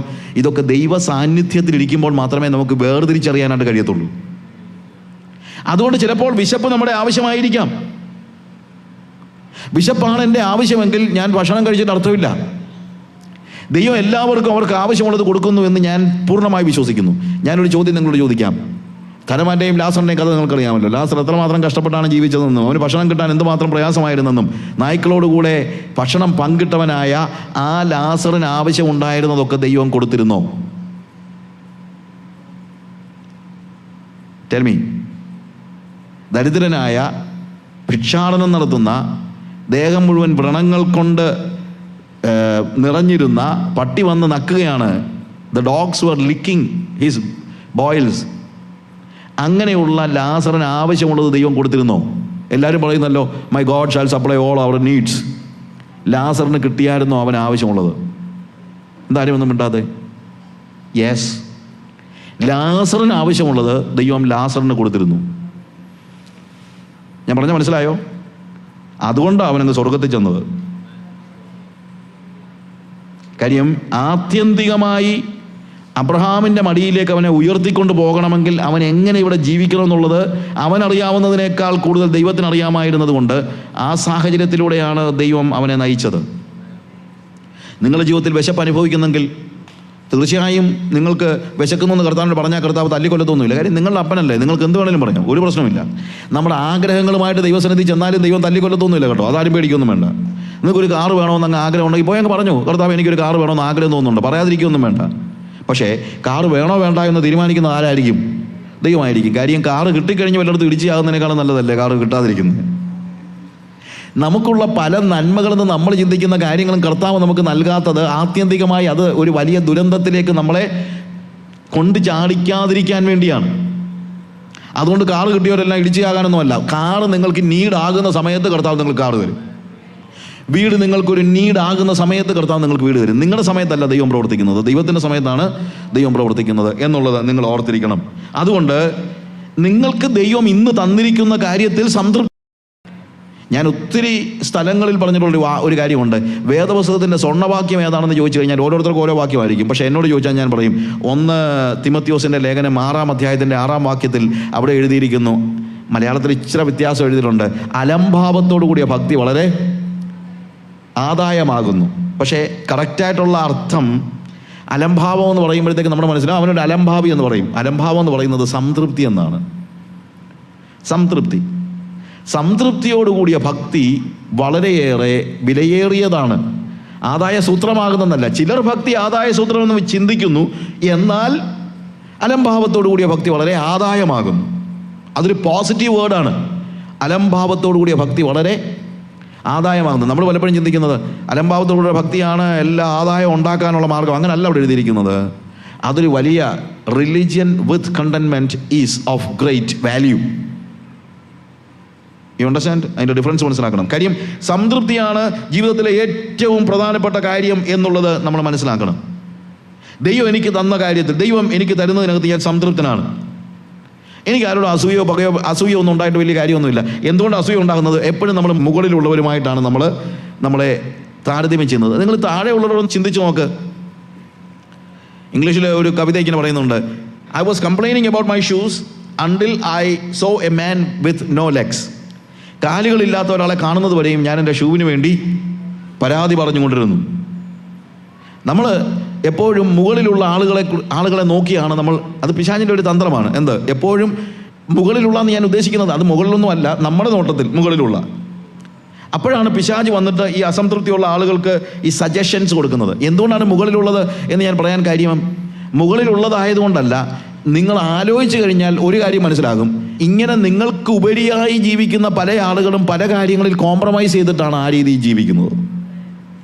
നിങ്ങൾ ജീവിക്കുന്നതിൽ നിന്ന് ഉയർന്ന സാമ്പത്തിക പശ്ചാത്തലത്തിലും സാമൂഹ്യ പശ്ചാത്തലത്തിലും ജീവിക്കുന്ന പല ആളുകളും, എല്ലാവരും ഒന്നും ഞാൻ പറയുന്നില്ല, പല ആളുകളും എന്ത് ചെയ്തിട്ടുണ്ട്? ആ ഒരു ജീവിത രീതി സ്വന്തമാക്കാൻ വേണ്ടി കോംപ്രമൈസ് ചെയ്തിട്ടുണ്ട്. അങ്ങനെ കോംപ്രമൈസ് ചെയ്ത് ഒരു ഉയർന്ന ജീവിത രീതിയിലേക്ക് പോയ വ്യക്തിക്ക് സംഭവിക്കാൻ പോകുന്നത് ധനവാന് സംഭവിച്ചതാണ്. അപ്പോൾ ആരാണ് ഭാഗ്യവാനെന്ന് നിങ്ങൾ ആലോചിച്ച് നോക്കണം. നിങ്ങൾക്ക് വേണ്ടി ദൈവം ഒരുക്കിയിരിക്കുന്ന നിത്യതയിൽ ചെന്നെത്തുന്നതിനും നിങ്ങളെ തടസ്സപ്പെടുത്തുന്നത് എന്താണെങ്കിലും, അത് പണമാണെങ്കിലും പദവിയാണെങ്കിലും, അതിനെ ഉപേക്ഷിക്കാനുള്ള മനസ്സ് നിങ്ങൾക്കുണ്ടായിരിക്കണം. Be content with what you have. സംതൃപ്തിയാണ്. അസംതൃപ്തിയുള്ള ആളിൻ്റെ അടുത്ത് പിശാച് വന്നിട്ട് ഓരോ സജഷൻസ് പറഞ്ഞുകൊണ്ടിരിക്കും. മോഹങ്ങളിൽ ഇല്ലാത്ത ഒരുത്തൻ്റെ അടുത്ത് പിശാച് വന്ന് എന്തോ സജഷൻ പറയാനാ? ഈ നിങ്ങൾക്കറിയാമല്ലോ, ടെലിഫോണിൽ കൂടെ എന്തെല്ലാം ഓഫറാണ് വരുന്നത്, ഇല്ലേ? ടെലിഫോൺ ഇന്നലെ മിനിഞ്ഞാന്ന് ഞാനിക്കൊണ്ട് വന്നപ്പോഴത്തേക്ക് ഒരു പെങ്കൊച്ചെന്നെ വിളിച്ചു പറഞ്ഞു, BSNL ഒരു പ്രൈം കസ്റ്റമറായിട്ട് സാറിനെ തിരഞ്ഞെടുത്തിരിക്കുകയാണ്, 1 ലക്ഷം രൂപയുടെ ഒരു ഇൻഷുറൻസ് പോളിസി, അത് ഫ്രീ ആയിട്ട് ഞങ്ങളുടെ കമ്പനിയുടെ പരസ്യം തന്നിരിക്കുകയാണ്, നാളെ അതിൻ്റെ ഒരു ഡിസ്ട്രിബ്യൂഷൻ ഉണ്ട് സാറ് പറഞ്ഞു. ഞാൻ പറഞ്ഞു എനിക്ക് നേരമില്ല, എനിക്കോട്ട് വേണ്ടതാനും. ഞാൻ മോളിൽ ഇൻഷുർ ചെയ്തിട്ടുണ്ട് ആവശ്യത്തിനുള്ളതൊക്കെ. എനിക്ക് അത്രയും മതി. I am insured, totally insured. ഇൻഷുറൻസിനകത്ത് ആരെങ്കിലും ഒരു പോളിസി എടുത്താൽ നരകത്തിൽ പോകുന്ന ഞാൻ പറയുന്നില്ല, അത് വേണ്ടുന്നവരെടുത്തു. ജീവിതത്തിൽ അത്രയ്ക്ക് ഉറപ്പൊന്നും ഇല്ലാത്ത ആളുകൾ ഇൻഷുറൻസ് പോളിസിയോ എന്ത് പോളിസി വേണമെങ്കിൽ എടുത്തു. പക്ഷേ എൻ്റെ പോളിസി വേറെ പോളിസിയാണ്, അതിന് ഫെയ്ത്ത് പോളിസി എന്ന് പറയും. നമ്മുടെ പോളിസി ഡിഫറൻ്റാണ്. എൻ്റെ കാര്യങ്ങളിൽ ഒരു അരക്ഷിതബോധത്തോടുകൂടെ ഞാൻ ജീവിക്കുകയാണ്. ഞാൻ എന്തിനാണ് ജീവിക്കുന്നത്? അരക്ഷിതബോധമുള്ള ഒരു മനുഷ്യൻ്റെ ജീവിതം എന്ന് പറയുന്നത് ഒരു നരകമാണ് ശരിക്കും പറഞ്ഞു കഴിഞ്ഞാൽ. എന്ത് സംഭവിക്കും? എൻ്റെ പിള്ളേർക്ക് എന്താ പറ്റും, എൻ്റെ കൊച്ചുങ്ങൾക്ക് എന്നാ പറ്റും, എനിക്ക് എന്നാ പറ്റും എന്നൊക്കെ ചോദിച്ചുകൊണ്ട് അങ്ങനെയൊക്കെ എന്തിനാണ് ജീവിക്കുന്നത്? എങ്ങനെ ജീവിക്കുന്നത്? അങ്ങനെ മനുഷ്യനൊരു സമാധാനത്തോടെ വേണ്ട ജീവിക്കാൻ. ഒരു സംതൃപ്തി ഇല്ലാത്ത ഒരു മനുഷ്യൻ്റെ ജീവിതം എന്ന് പറഞ്ഞാൽ എന്തൊരു നരകമാണ്. അങ്ങനെ ഒരു ഭവനം ഒരു നരകമാണ്. നിങ്ങൾ സംതൃപ്തിയോടൊന്ന് ജീവിച്ചു നോക്കിയേ, അതിനേക്കാൾ വലിയ. അതുകൊണ്ടാണ് പറഞ്ഞത് സംതൃപ്തിയോടുകൂടിയ ഭക്തി വളരെ ആദായമാണ്, വളരെ വിലപ്പെട്ടതാണ് എന്ന് പറയാനുള്ള കാര്യം. എന്നാൽ അസംതൃപ്തിയുള്ള ഒരു വ്യക്തിയുടെ ജീവിതത്തിൽ എല്ലായ്പ്പോഴും പിശാച് വന്നിട്ട് ഓരോ കാര്യങ്ങൾ ഓഫർ ചെയ്തുകൊണ്ടിരിക്കും. പക്ഷേ അവൻ ഓഫർ ചെയ്യുന്നത് എപ്പോഴും ഫോർബിഡൻ ആയിരിക്കും. ഫോർബിഡൻ എന്ന് പറയുമ്പോഴത്തേക്ക് വിലക്കപ്പെട്ട കാര്യങ്ങളാണ് പിശാച് വന്ന് എപ്പോഴും ഓഫർ ചെയ്യുന്നത്. അസംതൃപ്തിയുള്ള ഒരു വ്യക്തിയുടെ മനസ്സിലേക്ക് പിശാച് കൊണ്ട്, okay, if you do this you are going to get this. ഇത് നീ ചെയ്താൽ, നീ ഒരു ചെറിയ കോംപ്രമൈസ് വന്നാൽ, നിനക്ക് പണമില്ലേ കയ്യിൽ, പണമില്ലെങ്കിൽ എന്താ നിനക്ക് വിഷയം? നിന്റെ പൊസിഷൻ വെച്ച് കഴിഞ്ഞാൽ നിനക്ക് ഇൻഫ്ലുവൻസ് ചെയ്ത് ഇന്ന കാര്യം ഇന്നാരോട് പറയുകയാണെങ്കിൽ തീർച്ചയായിട്ടും നിനക്ക് പണം ഉണ്ടാകുമല്ലോ. അല്ലെങ്കിൽ നീ ഇന്നാരോടൊരു കാര്യം ചോദിച്ചാൽ, അല്ലെങ്കിൽ ഈ ഒരു കാര്യത്തിൽ നീ ഒന്ന് കണ്ണടച്ചാൽ നിനക്ക് പണം ഉണ്ടാകത്തില്ലേ? ഇങ്ങനെയൊക്കെയല്ലേ പണം ഉണ്ടാക്കുന്നത് ആൾക്കാർ.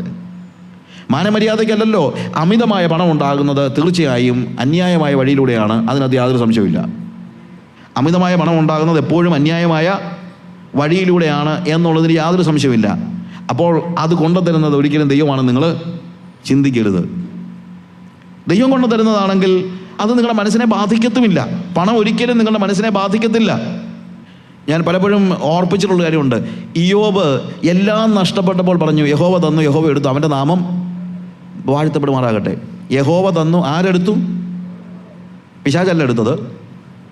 അങ്ങനെ പഠിപ്പിക്കുന്നവരുണ്ട്. യഹോവ തന്നു, പിശാച് എടുത്തെന്ന്. പ്രിയമുള്ളവരെ, യഹോവ തന്നത് പിശാചിനെടുക്കാനൊന്നും പറ്റത്തൊന്നുമില്ല. ദൈവം അനുവദിക്കാതെ നിന്റെ ജീവിതത്തിൽ ഒരു കാര്യവും നഷ്ടപ്പെടാനൊന്നും കർത്താവ് സമ്മതിക്കത്തില്ല. യഹോവ തന്നു, യഹോവ എടുത്തു, അവൻ്റെ നാമം മഹത്വപ്പെടുമാറാകട്ടെ. ഞാൻ ആലോചിച്ചു, എന്തൊക്കെയാ പോയത് ഇവന്. അത് നിങ്ങളൊന്ന് ആലോചിച്ച് നോക്കണം. പണം, സമ്പത്ത്, പദവികൾ, മറ്റുള്ള കാര്യങ്ങൾ, വലിയ സ്വത്ത്, ഇതെല്ലാം പോയി. അത് പോട്ടെ, അവൻ്റെ സ്വന്തം മക്കളും നഷ്ടപ്പെട്ട് കഴിഞ്ഞപ്പോൾ അവനിത് പറയുന്നത് ആലോചിക്കണം. Even he lost his own children. He lost everything. He lost his money, his everything that he had. എല്ലാം നഷ്ടപ്പെട്ട് കഴിഞ്ഞപ്പോൾ he worshipped God എന്ന് അവിടെ എഴുതിയിരിക്കുന്നത്. അവൻ ദൈവത്തെ ആരാധിച്ചു. എന്തൊരു നല്ല അന്തരീക്ഷം. നമുക്കൊക്കെ ആരാധിക്കണമെങ്കിൽ എന്തോ ഒരു അന്തരീക്ഷം വേണം.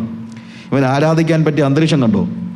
He lost everything and he worshipped God and said, God has given, God has taken, let his name be blessed. അവൻ്റെ നാമം വാഴ്ത്തപ്പെടുമാറാകട്ടെ. എന്തുകൊണ്ടാണ് അവനിത് പറയാൻ പറ്റിയെന്നറിയാമോ? ഇതെല്ലാം ഉണ്ടായിരുന്നപ്പോഴും അവൻ ഇത് തന്നെയാണ് പറഞ്ഞത്. അല്ലാതെ എല്ലാം നഷ്ടപ്പെടുന്ന ഒരു ദിവസം കൊണ്ട് അവനിത് പറയാൻ പറ്റത്തില്ല. എല്ലാം ഉണ്ടായിരുന്നപ്പോൾ അവൻ പറഞ്ഞതാണ്, it is God's, it is not mine. യഹോവ തന്നതാണ്, ഇത് യഹോവയുടെ വകയാണ്, എൻ്റെ വകയല്ല.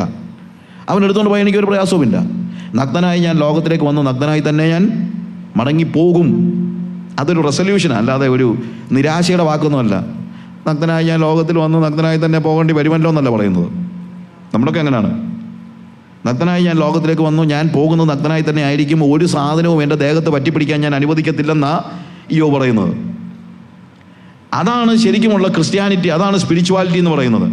മോഹിക്കുന്ന ഒരുത്തനെ മാത്രമേ പിശാചിനെ സ്പർശിക്കാൻ പറ്റുള്ളൂ. നിങ്ങൾക്ക് മോഹമില്ലെങ്കിൽ പിശാചിന് നിങ്ങളെ എന്തോ ചെയ്യാൻ പറ്റും? നിങ്ങൾക്ക് മോഹങ്ങളില്ലെങ്കിൽ പിശാചിന് നിങ്ങളെ എന്ത് ചെയ്യാൻ പറ്റും? പിശാചിന് നിങ്ങളെ ഒന്നും ചെയ്യാൻ പറ്റത്തില്ല. അതുകൊണ്ട് മോഹമുള്ള ഒരു വ്യക്തിയുടെ മുമ്പിൽ എപ്പോഴും ഫോർബിഡൻ ആയിട്ടുള്ള അൺറൈച്ചസ് മണി, ഇൻടോക്സിക്കേറ്റിംഗ് ഡ്രിങ്ക്സ്, അതുപോലെ തന്നെ തിങ്സ് ഓഫ് ദ ഫ്ലഷ്, അതെല്ലാം കൊണ്ട് കൊടുക്കുകയാണ് മോഹമുള്ളവൻ്റെ അടുത്ത്. ദൈവം തരുന്നതിനകത്ത് സംതൃപ്തി ഉണ്ടെങ്കിൽ ഒന്നും ഉണ്ടാകത്തില്ല. ഞാൻ ചോദിച്ചോട്ടെ, എന്തുകൊണ്ടാണ് ഇന്നത്തെ ഒരു വലിയൊരു പ്രോബ്ലം ആണല്ലോ, people are unfaithful in there family life. ഇന്നത്തെ ഒരു വലിയ പ്രശ്നം, ആളുകൾ ഇന്ന് കുടുംബ ജീവിതത്തിൽ ഫെയ്ത്ത്ഫുൾ അല്ല. ദൈവത്തിന് ഏറ്റവും ദേഷ്യമുള്ള കാര്യം നിൻ്റെ ഭർത്താവിനോടോ നിൻ്റെ ഭാര്യയോടോ നീ അവിശ്വസ്തനാകുകയോ അവിശ്വസ്തയാകുകയോ ചെയ്യുമ്പോഴാണ്. അത് നിങ്ങൾ മറന്നു പോകരുത്. കാര്യം കർത്താവ് മലാക്കിയുടെ പ്രവചനത്തിൽ പറയുന്നുണ്ട്, I was a witness when you were married. അതിൻ്റെ സാക്ഷിയാണ് ഞാൻ എന്നാണ് പറയുന്നത്. സാക്ഷിയാണെന്ന് പറയുമ്പോഴത്തേക്ക്, ഞാൻ ആദ്യമൊക്കെ സാക്ഷിയാണെന്ന് പറയുമ്പോഴത്തേക്ക് ഞാനിപ്പം നമ്മളൊരു രജിസ്റ്റർ ഓഫീസിൽ ചെല്ലുന്നു, ഒരു വസ്തു എഴുതുന്നു, കൊടുക്കുന്നു, അല്ലെങ്കിൽ വാങ്ങിക്കുന്നു, അന്നേരം സാക്ഷികൾ ഇങ്ങോട്ട് വന്ന് ഒരു ഒപ്പിട്ടേര് എന്ന് പറഞ്ഞ് സാക്ഷി, അയാൾ ആരാന്ന് പോലും നമുക്ക് അറിയത്തില്ല. പക്ഷേ ജൂയിഷ് പശ്ചാത്തലത്തിൽ സാക്ഷി എന്ന് പറഞ്ഞാൽ അങ്ങനെയല്ല. അരുണാചൽ പ്രദേശിൽ ഞാൻ നമ്മളുടെ മിഷന് വേണ്ടി കുറച്ച് അവിടുത്തെ ചർച്ച് പണിയാൻ വേണ്ടി വസ്തു എഴുതേണ്ട സമയത്ത് ഐ വെന്റ് ദേർ. അപ്പോൾ അവിടെ ചെന്നപ്പോൾ അവരുടെ ട്രൈബൽ സിസ്റ്റം വെച്ചുകൊണ്ട് അവർക്കൊരു വേറൊരു സിസ്റ്റമാണ്. അവിടെ ഒരു വിറ്റ്നസ് ഉണ്ട്. ആ വിറ്റ്നസ്സാണ് ഒന്നാമത്തെ ഒപ്പിടുന്നത്. എന്നിട്ട് പറഞ്ഞതെന്നറിയാമോ, അവരുടെ ട്രൈബൽ സിസ്റ്റത്തിൽ ഗവൺമെൻറ് അത് അക്സെപ്റ്റ് ചെയ്തിരിക്കുക. അരുണാചലിൽ അത് ഗവൺമെൻറ് അത് അക്സെപ്റ്റ് ചെയ്തിരിക്കുകയാണ്. ആ ട്രൈബൽ സിസ്റ്റം അനുസരിച്ച് ഈ വസ്തുവിൻ്റെ മേൽ എന്തെങ്കിലും ഒരു പരാതിയോ മറ്റോ ഉണ്ടെങ്കിൽ ഈ വിറ്റ്നസിനെ കണ്ടുപിടിച്ച് അയാൾ വേണം തീർപ്പ് കൽപ്പിക്കാൻ. അല്ലാതെ അത് കോടതി പോലും അല്ല പോകുന്നത്, വിറ്റ്നസ്സാണ് തീരുമാനിക്കുന്നത്. ഞാൻ കാശ് കൊടുത്തൊരു വസ്തു വാങ്ങിച്ചു കഴിഞ്ഞിട്ട് എനിക്കൊരു പരാതി ഉണ്ടെങ്കിൽ, ഞാൻ ആരോട് വാങ്ങിച്ചോ അയാൾക്ക് പരാതി ഉണ്ടെങ്കിൽ അത് തീർക്കേണ്ടത് വിറ്റ്നസ്സാണ്. കാര്യം ആ വിറ്റ്നസ്സിന് അത്രയും അധികാരം അരുണാചൽ പ്രദേശിലുണ്ട്. ഇതുപോലെയാണ് ജൂയിഷ് പശ്ചാത്തലത്തിൽ ആര് സാക്ഷിയായി നിൽക്കുന്നോ അയാളാണ് ഉത്തരവാദി. ഇതിനകത്ത് എന്ത് പാളിച്ച വന്നാലും ആരാണ് ഉത്തരവാദി? ആ വിറ്റ്നസ്സാണ്. അതുകൊണ്ടാണ് മലാഖയുടെ പ്രവചനത്തിൽ കർത്താവ് പറയുന്നത്, നിന്റെ യൗവനത്തിലെ ഭാര്യയോട് നീ അവിശ്വസ്തത കാണിക്കുന്നു. I was a witness for your marriage. എനിക്കത് സഹിക്കാൻ പറ്റുന്നില്ല, എനിക്കത് ഒരിക്കലും അക്സെപ്റ്റ് ചെയ്യാൻ പറ്റുന്നില്ല, സഹിക്കാൻ പറ്റുന്നില്ല. കുടുംബജീവിതത്തിലെ ഫെയ്ത്ത്ഫുൾനെസ് എന്ന് പറയുന്നത് വേദപുസ്തകത്തിൻ്റെ ഏറ്റവും കാതലായ തത്വമാണ്. അത് ഞാൻ ചിന്തിച്ചു ആഫ്രിക്കയിലൊക്കെ പ്രസംഗിച്ചാൽ മതിയായിരിക്കുമെന്ന്. പക്ഷേ തിരുവനന്തപുരത്തും പ്രസംഗിക്കണമെന്ന് എനിക്കറിയാം. ഞാൻ തമാശയ്ക്ക് പറഞ്ഞൊന്നുമല്ല. ആഫ്രിക്കയിലൊക്കെ എനിക്ക് എൻ്റെ പ്രസംഗത്തിന് നല്ലൊരു ഭാഗം ഇതൊക്കെ തന്നെയാണ്. അല്ല, ആഫ്രിക്കയിൽ പോയി അവിടെ ഇളക്കിയേച്ച് പോരുകയൊന്നുമല്ല ഞാൻ. I talk very specifically how to live a Christian life in their family. അതേപോലെ ഞാൻ ഇവിടെയും പറയുക, എന്തുകൊണ്ടാണ് ഒരാൾ ഒരു പുരുഷൻ അല്ലെങ്കിൽ ഒരു സ്ത്രീ മറ്റൊരാളുടെ പുറകെ പോകുന്നതെന്ന് അറിയാമോ? There is only one reason, he is not content with what God has given him. ദൈവം അവന് കൊടുത്ത ഭാര്യയിൽ അവൻ സംതൃപ്തനാണെങ്കിൽ അവൻ പോകുമോ വല്ലതിനെ പുറകെ? ദൈവം അവൾക്ക് കൊടുത്ത ഭർത്താവിൽ സംതൃപ്തയാണെങ്കിൽ പോകുമോ? ഡിസ്കണ്ടന്റ്മെന്റ് ആണ് ഇന്നത്തെ ഏറ്റവും വലിയ ശാപം. അസംതൃപ്തിയാണ് പിശാച് ഇന്ന് കൊടുത്തിരിക്കുന്ന മനുഷ്യന്റെ മേൽ അവൻ ഉപയോഗിക്കുന്ന ഏറ്റവും വലിയ ആയുധങ്ങളിലൊന്ന് അസംതൃപ്തി. പ്രിയമുള്ളവരെ, ദൈവം സംതൃപ്തരാകുവാൻ വേണ്ടിയാണ് നമ്മളെ വിളിച്ചിരിക്കുന്നത്. എൻ്റെ വീട്ടിൽ ഞാൻ സംതൃപ്തനായിരിക്കണം, എൻ്റെ ഭവനത്തിൽ ഞാൻ സംതൃപ്തനായിരിക്കണം, എൻ്റെ നീളത്തിൽ ഞാൻ സംതൃപ്തനായിരിക്കണം, എൻ്റെ കളറിൽ ഞാൻ സംതൃപ്തനായിരിക്കണം. ദൈവം എനിക്ക് തന്ന എല്ലാ കാര്യത്തിലും ഞാൻ എങ്ങനെയുള്ളവനായിരിക്കണം? സംതൃപ്തിയുള്ളവനായിരിക്കണം. എന്തോ ഒരു സുഖമാണെന്നറിയാം അങ്ങനെയുള്ള ജീവിതം. സംതൃപ്തിയുടെ ഒരു ജീവിതം എന്ന് പറയുന്നത് അസാമാന്യമായ നിലയിൽ നിങ്ങൾ സ്വർഗം ഇവിടെ ഭൂമിയിൽ അനുഭവിക്കുന്നതാണ്. കാര്യം സ്വർഗത്തിൽ ആർക്കും അസംതൃപ്തിയില്ല. നിങ്ങളൊരു ദൈവവൈതലാണെങ്കിൽ നിങ്ങളും ഈ അസംതൃപ്തിയുടെ വലിയ ആ ദുരന്തത്തിൽ നിന്ന് നിങ്ങളെ തന്നെ മാറ്റി നിർത്തിയേ പറ്റുകയുള്ളൂ. ഇടയൻ നൽകുന്നതിനുമുള്ള അസംതൃപ്തിയാണ് കൂട്ടം തെറ്റി വഴിതെറ്റാൻ ഒരു ആടിനെ പ്രേരിപ്പിക്കുന്നത്. അസംതൃപ്തനായ ആടിൻ്റെ പ്രത്യേകത, എപ്പോഴും അവൻ നോക്കുന്നത് എനിക്ക് എന്തൊക്കെ ഇടയൻ തന്നെന്നല്ല, എനിക്ക് എന്തൊക്കെ ഇടയൻ തന്നില്ലെന്നാ. ഞാൻ പറഞ്ഞ മനസ്സിലായോ? ഒരാൾ അസംതൃപ്തനാകുന്നത് എപ്പോഴാണെന്നറിയാമോ? ദൈവം എനിക്ക് എന്തൊക്കെ തന്നു എന്നത് നോക്കിയിട്ടല്ല, ദൈവം എനിക്ക് എന്തൊക്കെ തന്നില്ല എന്ന് നോക്കിയിട്ടാണ്. ദൈവം എനിക്ക് എന്തൊക്കെ തന്നു എന്നുള്ളത് നിങ്ങളൊന്ന് നോക്കി ദൈവത്തിനൊരു സ്തോത്രം പറയാൻ നിങ്ങൾക്ക് കഴിയുമോ? അതാണ് ആവശ്യമായിരിക്കുന്നത്. ദൈവം എനിക്ക് എന്തൊക്കെ തന്നില്ലെന്നുള്ളതല്ല, ദൈവം എനിക്ക് എന്തൊക്കെ തന്നില്ല എന്നിട്ട് നോക്കുന്നത് വഷളന്മാരായ ദൈവ നിഷേധികൾക്ക് എന്തൊക്കെ ഉണ്ടെന്നാണ് നോക്കുന്നത്. അല്ലാതെ എനിക്ക് ആവശ്യമുണ്ടോ ഇല്ല എന്നുള്ളതല്ല. ആ ദൈവനിഷേധികളായ ആളുകൾ, കള്ളപ്പണക്കാരൻ്റെ കാറ് പോലുള്ള കാറ് എനിക്ക് ദൈവം തന്നില്ല, രാഷ്ട്രീയക്കാരൻ്റെ മോൻ പഠിക്കുന്ന എഞ്ചിനീയറിംഗ് കോളേജിൽ എൻ്റെ കൊച്ചിന് ദൈവം അഡ്മിഷൻ തന്നില്ല, അവൻ കള്ളപ്പണം കൊണ്ടും രാഷ്ട്രീയ പിടിപാട് കൊണ്ടും സ്വാധീനം കൊണ്ടും കള്ളത്തരം കാണിച്ചും ചെയ്ത കാര്യങ്ങൾ കർത്താവ് എനിക്ക് തന്നില്ല എന്നാണ് നിങ്ങൾ പറയുന്നത്. കർത്താവ് നിങ്ങൾക്ക് എന്തൊക്കെ തന്നു എന്ന് നിങ്ങളൊന്ന് ആലോചിച്ച് നോക്ക്. കർത്താവ് നിങ്ങൾക്ക് തന്ന കാര്യത്തിൽ നിങ്ങൾ സംതൃപ്തനാണെങ്കിൽ നിങ്ങളുടെ നോട്ടം തെറ്റത്തില്ല. നിങ്ങൾ പിന്നെ അവിടെ ഇവിടെ നോക്കത്തില്ല. നിങ്ങൾ കള്ളപ്പണക്കാരൻ്റെ ബംഗ്ലാവിലോട്ട് നോക്കത്തില്ല, എന്തോ അവൻ പണിത് വെച്ചിരിക്കുന്നേ, നിങ്ങൾ നോക്കത്തില്ല. അവൻ എന്തെങ്കിലും പണിതോട്ടെ. അപ്പോഴും നിങ്ങൾ പറയുന്നത് അവൻ ഇവിടെ എല്ലാം പണിയാൻ പറ്റത്തുള്ളൂ, നമുക്ക് കർത്താവ് മുകളിൽ പണിതുകൊണ്ടിരിക്കുകയാണല്ലോ എന്ന് പറയാൻ കഴിയണം. ഹല്ലേലൂയ. അവൻ നോട്ടം തെറ്റുന്ന ആടാണ്, കൂട്ടം തെറ്റുന്ന, അല്ലെങ്കിൽ ശരിക്കും പറഞ്ഞാൽ വഴി തെറ്റുന്നതിന് മുമ്പേ തന്നെ എന്തോ തെറ്റി, നോട്ടം തെറ്റി. നോട്ടം തെറ്റിക്കഴിഞ്ഞാൽ അടുത്തത് കൂട്ടം തെറ്റുമെന്നുള്ളതാണ്. അതായത് ഈ അസംതൃപ്തനായ ആടിൻ്റെ ഒരു പ്രത്യേകത എന്താണെന്നറിയാമോ? അത് ഇടയൻ്റെ നേരെ പുറകെ നടക്കത്തില്ല, പതിയെ പുറകോട്ട് മാറും. നിങ്ങൾ ആലോചിച്ച് നോക്കൂ, നിങ്ങളിൽ അസംതൃപ്തി വിതറുമ്പോൾ, പിശാച് അസംതൃപ്തി നിങ്ങൾ ഉണ്ടാക്കി കഴിഞ്ഞാൽ, മോഹമുണ്ടായി കഴിഞ്ഞാൽ, നിങ്ങൾ ഒന്നുകൂടെ കർത്താവിനോട് അടുത്ത് ചെല്ലാനൊന്നുമല്ല, പതിയെ നിങ്ങൾ പുറകോട്ട് മാറാൻ തുടങ്ങും. നിങ്ങളെല്ലാം നമ്മുടെയൊക്കെ ജീവിതത്തിലുള്ള ഒരു കാര്യമാണ്. മോഹങ്ങൾ നമ്മുടെ മനസ്സിലുണ്ടായി കഴിയുമ്പോൾ നമ്മൾ കർത്താവിനോട് കൂടുതൽ അടുക്കുകയൊന്നുമല്ല, എന്താണ്, പതിയെ പുറകോട്ട് മാറുകയാണ്. ഒടുവിൽ പുറകോട്ട് മാറി ഏറ്റവും ബാക്ക് ബെഞ്ചിലാകും. ബാക്ക് ബെഞ്ചിലാകുന്നതിനെന്നറിയാമോ? നോക്കാൻ എളുപ്പമാണ്. നേരെ മുന്നേ വന്നിരുന്ന് കഴിഞ്ഞാൽ പിന്നെ അങ്ങോട്ടും ഇങ്ങോട്ടും നോക്കാൻ പറ്റുകയില്ലല്ലോ. അപ്പോൾ ഏറ്റവും പുറകിലാകുമ്പം അങ്ങോട്ടും ഇങ്ങോട്ടും നോക്കാൻ എളുപ്പമാണ് എന്ന് പറഞ്ഞതുപോലെ ആട് എന്ത് ചെയ്യാണ്? പുറകോട്ട്. അതുകൊണ്ടാണ് ഞാൻ പറഞ്ഞത്, നോട്ടം തെറ്റിയാൽ പിന്നെന്തോ ചെയ്യും? കൂട്ടവും തെറ്റും എന്നുള്ളതാണ്. കൂട്ടം തെറ്റിക്കഴിഞ്ഞ് ഏറ്റവും പുറകെ നിൽക്കുമ്പം അവിടെ കൊള്ളാം, ഇതെന്തോ ഈ ഇല, ഇത് ഞാൻ ഇന്നാളെ കണ്ടില്ലല്ലോ, കാട്ടിലെങ്കിലും ഇല്ലാത്തൊരു സാധനമാണല്ലോ ഇതെങ്ങനെ ഉണ്ടാകും അല്ലേ? അത് മനോഹരമായിരിക്കുന്നു, ഇത് തിന്നാൽ നല്ല രുചിയായിരിക്കും അല്ലേ, ഇതെന്താ ഇടയൻ എനിക്ക് തരാത്തത്? ഫോർബിഡനായിട്ടുള്ള കാര്യങ്ങൾ കണ്ട് അതിനോട് മോഹമുണ്ടാകുന്നത് എപ്പോഴാണെന്നറിയാമോ? അതും ഇത് നോക്കുമ്പോഴാണ്. അങ്ങനെ നോക്കി ആടുകളൊക്കെ മുന്നോട്ട് പോകുമ്പോഴത്തേക്ക് ഇവനെ ഒരു മിനിറ്റ് ഒന്ന് നിന്നിട്ട്, ഒരു മിനിറ്റ് നിൽക്കുമ്പോഴത്തേക്ക് കൂട്ടം എന്ത് ചെയ്തു? മുന്നോട്ട് പോകുമ്പോൾ ഒരു കടിച്ച കൊള്ളാം. അപ്പോഴത്തേക്ക് ഇനി അങ്ങ് ഓടി. ഇതൊന്നും ആദ്യം ഒന്നും ആലോചിച്ചുകൊണ്ടൊന്നും അല്ല ഈ പുറകോട്ട് പോകുന്നതും ഒരു കടിക്കുന്നതും ഒക്കെ. അതൊക്കെ നമ്മുടെ വിശ്വാസികൾക്ക് പലപ്പോഴും പറ്റുന്ന പ്രശ്നം ഇതാണ്. ഒരു ഇല കടിക്കാൻ പോകുന്നത് ഈ കൂട്ടത്തിൽ എനിക്ക് പോകണ്ടെന്ന് ചിന്തിച്ചൊന്നും അല്ല, പെട്ടെന്ന് അങ്ങ് ഓടി തിരിച്ചു ചെല്ലാമെന്നുള്ള പ്രതീക്ഷയിലാണ്. ഒരു പാപം ചെയ്തേച്ച് പിന്നെയും തിരിച്ചു വന്ന് അന്യഭാഷ പറയാമെന്നുള്ള ചിന്തയിലാണ് മിക്കവരും പാപത്തിനകത്തോട് ചാടിപ്പോകുന്നത്. ഒരുപക്ഷെ ആദ്യം ഒന്ന് ഓടി ചെല്ലുകയും ചെയ്യും, പിന്നെയും ഒരു ഇല കാണുമ്പോൾ പിന്നെയും കടിക്കും. പക്ഷെ പറ്റുന്നതെന്നറിയാമോ?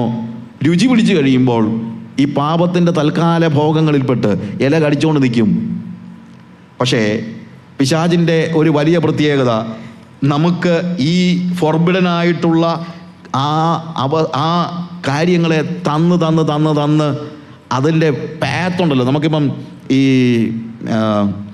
എന്താ ഈ ഓരോ ഒരു ഇപ്പോൾ ഇവരെ പിന്നെ ഒരു മൃഗത്തെയൊക്കെ പിടിക്കാനാണെങ്കിലും അതിനൊരു പാത്ത് ഉണ്ടാക്കി കൊടുക്കും. ഇങ്ങനെ കൊടുത്ത് ഇപ്പം അതിൻ്റെ ആ വഴി കൂടെ തന്നെ വരാനായിട്ട്, നമ്മുടെ ആലയ്ക്കകത്ത് കയറ്റാനുള്ള എന്ന് പറഞ്ഞതുപോലെ കാട്ടിലേക്ക് നയിക്കാൻ പിശാച് എന്ത് ചെയ്യാന്നറിയാമോ? ഫോർബിഡൻ ആയിട്ടുള്ള ഓരോ ഇലകളും ഫ്രൂട്ടും നമുക്ക് ആവശ്യമുള്ള, അല്ലെങ്കിൽ നമ്മുടെ ജഡത്തെ ഉത്തേജിപ്പിക്കുന്നതായ ഓരോ ചെറിയ കാര്യങ്ങൾ തന്ന് ഒടുവിൽ എങ്ങോട്ടാണ് പോകുന്നറിയാമോ? Finally it goes to the jungle. കാട്ടിലേക്ക് പോവുകയാണ്. കാട്ടിലേക്ക് പോയി കാട്ടിലാണ് എന്ന് മനസ്സിലാകുമ്പോൾ പെട്ടെന്ന് എന്നാൽ പിന്നെ കൂട്ടത്തിലേക്ക് തിരിച്ചു പൊക്കോളാമെന്ന് ചിന്തിക്കുമ്പോൾ കൂട്ടത്തെ പോലും കാണാനില്ലാത്ത സ്റ്റേജായി പോകും. Finally it is trapped in A jungle. ഒരു വല്ലാത്ത ഒരു സ്റ്റേജിൽ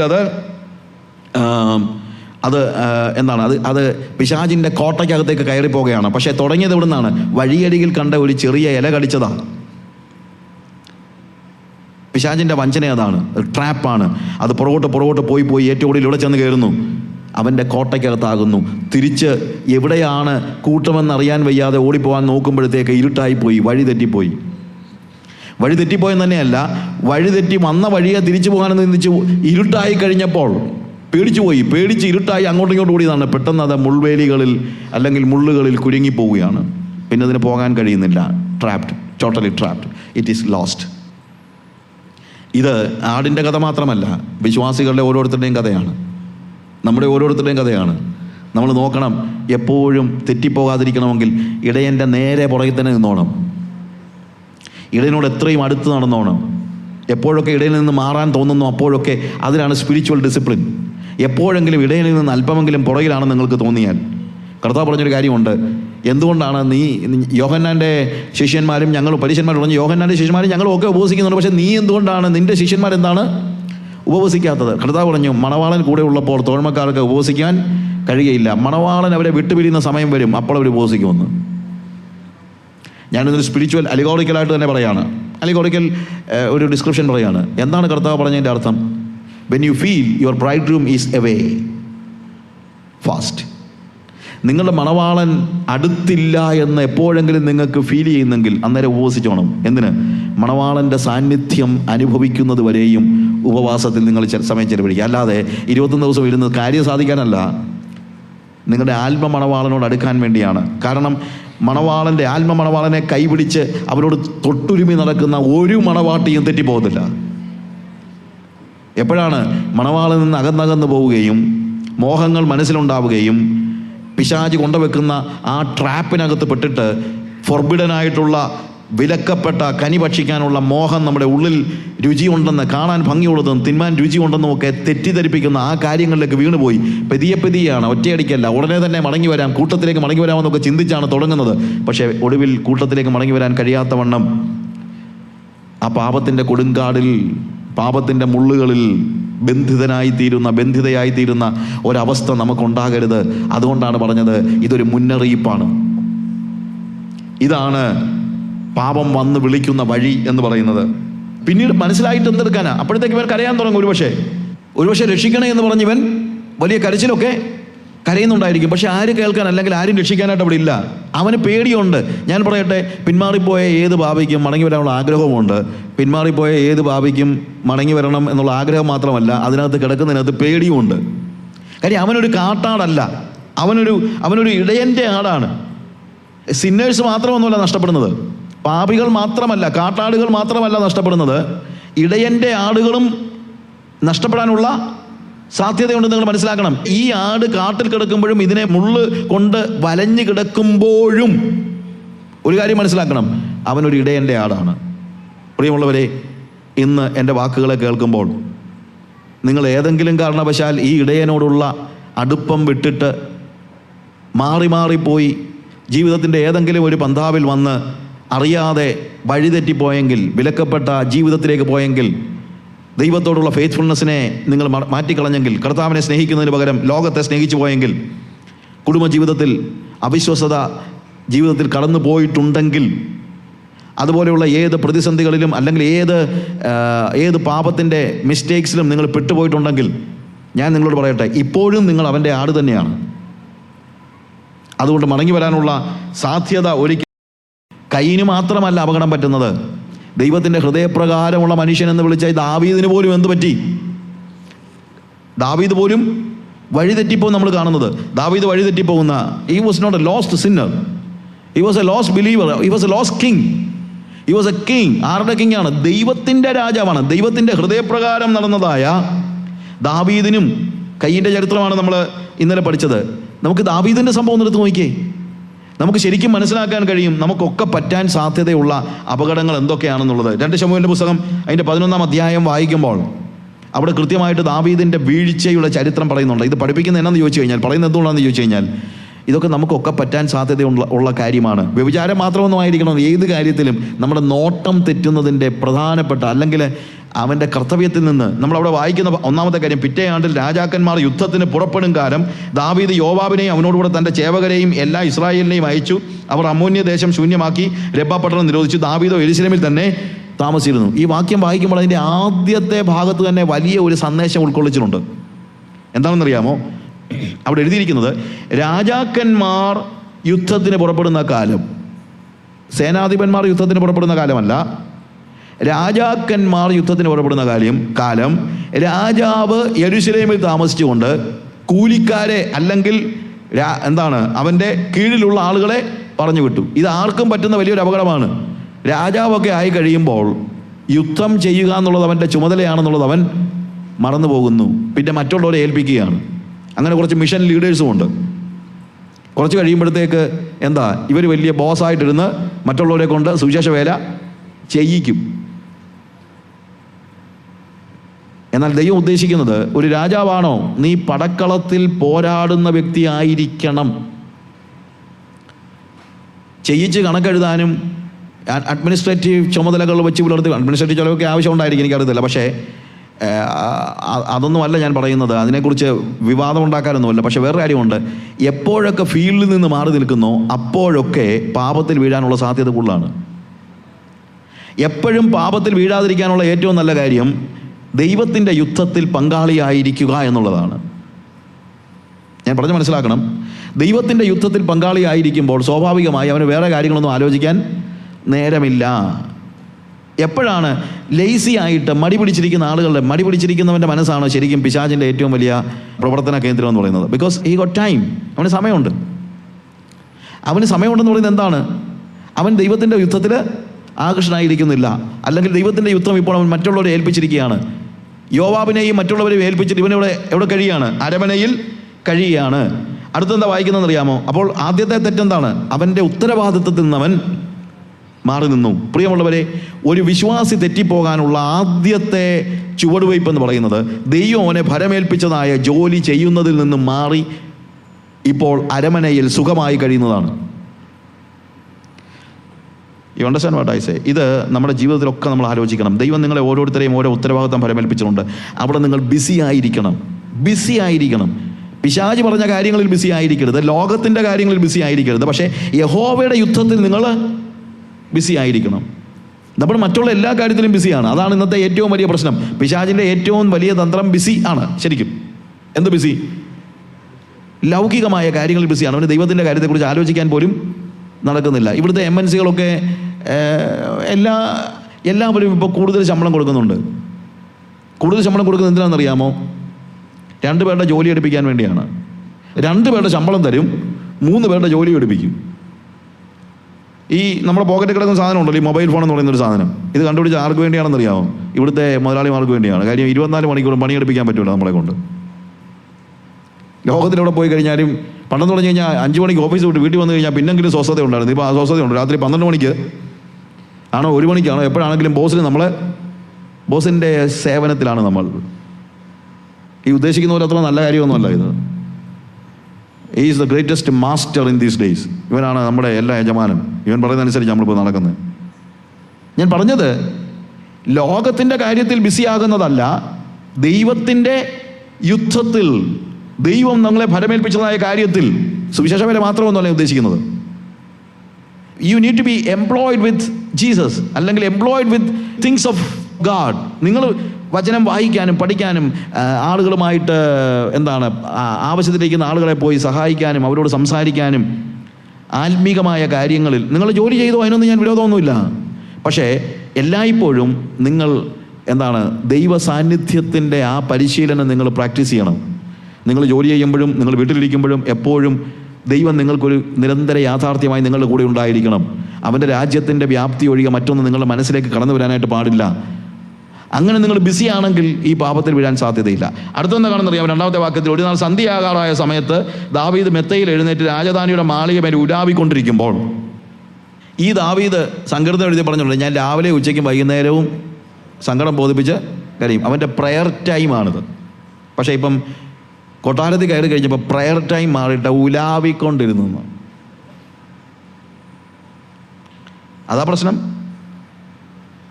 ഞാൻ പറഞ്ഞത്, ഒരു വിശ്വാസി ദൈവത്തിൻ്റെ ഹൃദയപ്രകാരമുള്ള ഒരു വ്യക്തി, വെറും ഒരു വിശ്വാസിയല്ല, a man after God's own heart, തെറ്റിപ്പോകുന്ന വഴിയാണ് ഞാൻ പറഞ്ഞത്. അവൻ്റെ പ്രാർത്ഥനാ സമയം ഇപ്പോൾ പ്രാർത്ഥനയ്ക്ക് വേണ്ടിയല്ല, മുകളിൽ കയറി ഉലാവുവാൻ. അതാണ് അവൻ ഉദ്ദേശിക്കുന്നത്. അപ്പോൾ ഒരു സ്ത്രീ കുളിക്കുന്നത് മാളികയിൽ മുറിയിൽ നിന്നുകൊണ്ട് അല്ലെങ്കിൽ മാളികയിൽ നിന്ന് കണ്ടു. ആ സ്ത്രീ അതിസുന്ദരിയായിരുന്നു. അവരുടെ പേരാണ് ബാത്ഷീബ. ബത്ഷേബ എന്നാണ്, പക്ഷേ ഞാൻ വിളിക്കുന്നത് ബാത്ഷീബ എന്നാണ്. കുളിക്കാൻ കണ്ട നേരവേ അത് എല്ലാവരും കാണത്തക്ക രീതി. ഇവർക്ക് വേറെ മുറിയൊന്നുമില്ല. എന്തോ ഇത്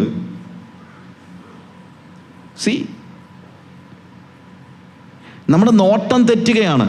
അവൻ ദൈവിക കാര്യങ്ങളിൽ വ്യാപൃതനല്ല എന്ന് കണ്ടപ്പോൾ പിശാച് ഫോർബിഡൻ ആയിട്ടുള്ള കാര്യം അവൻ്റെ കൺമുമ്പിൽ കൊണ്ടുവച്ചു. You understand?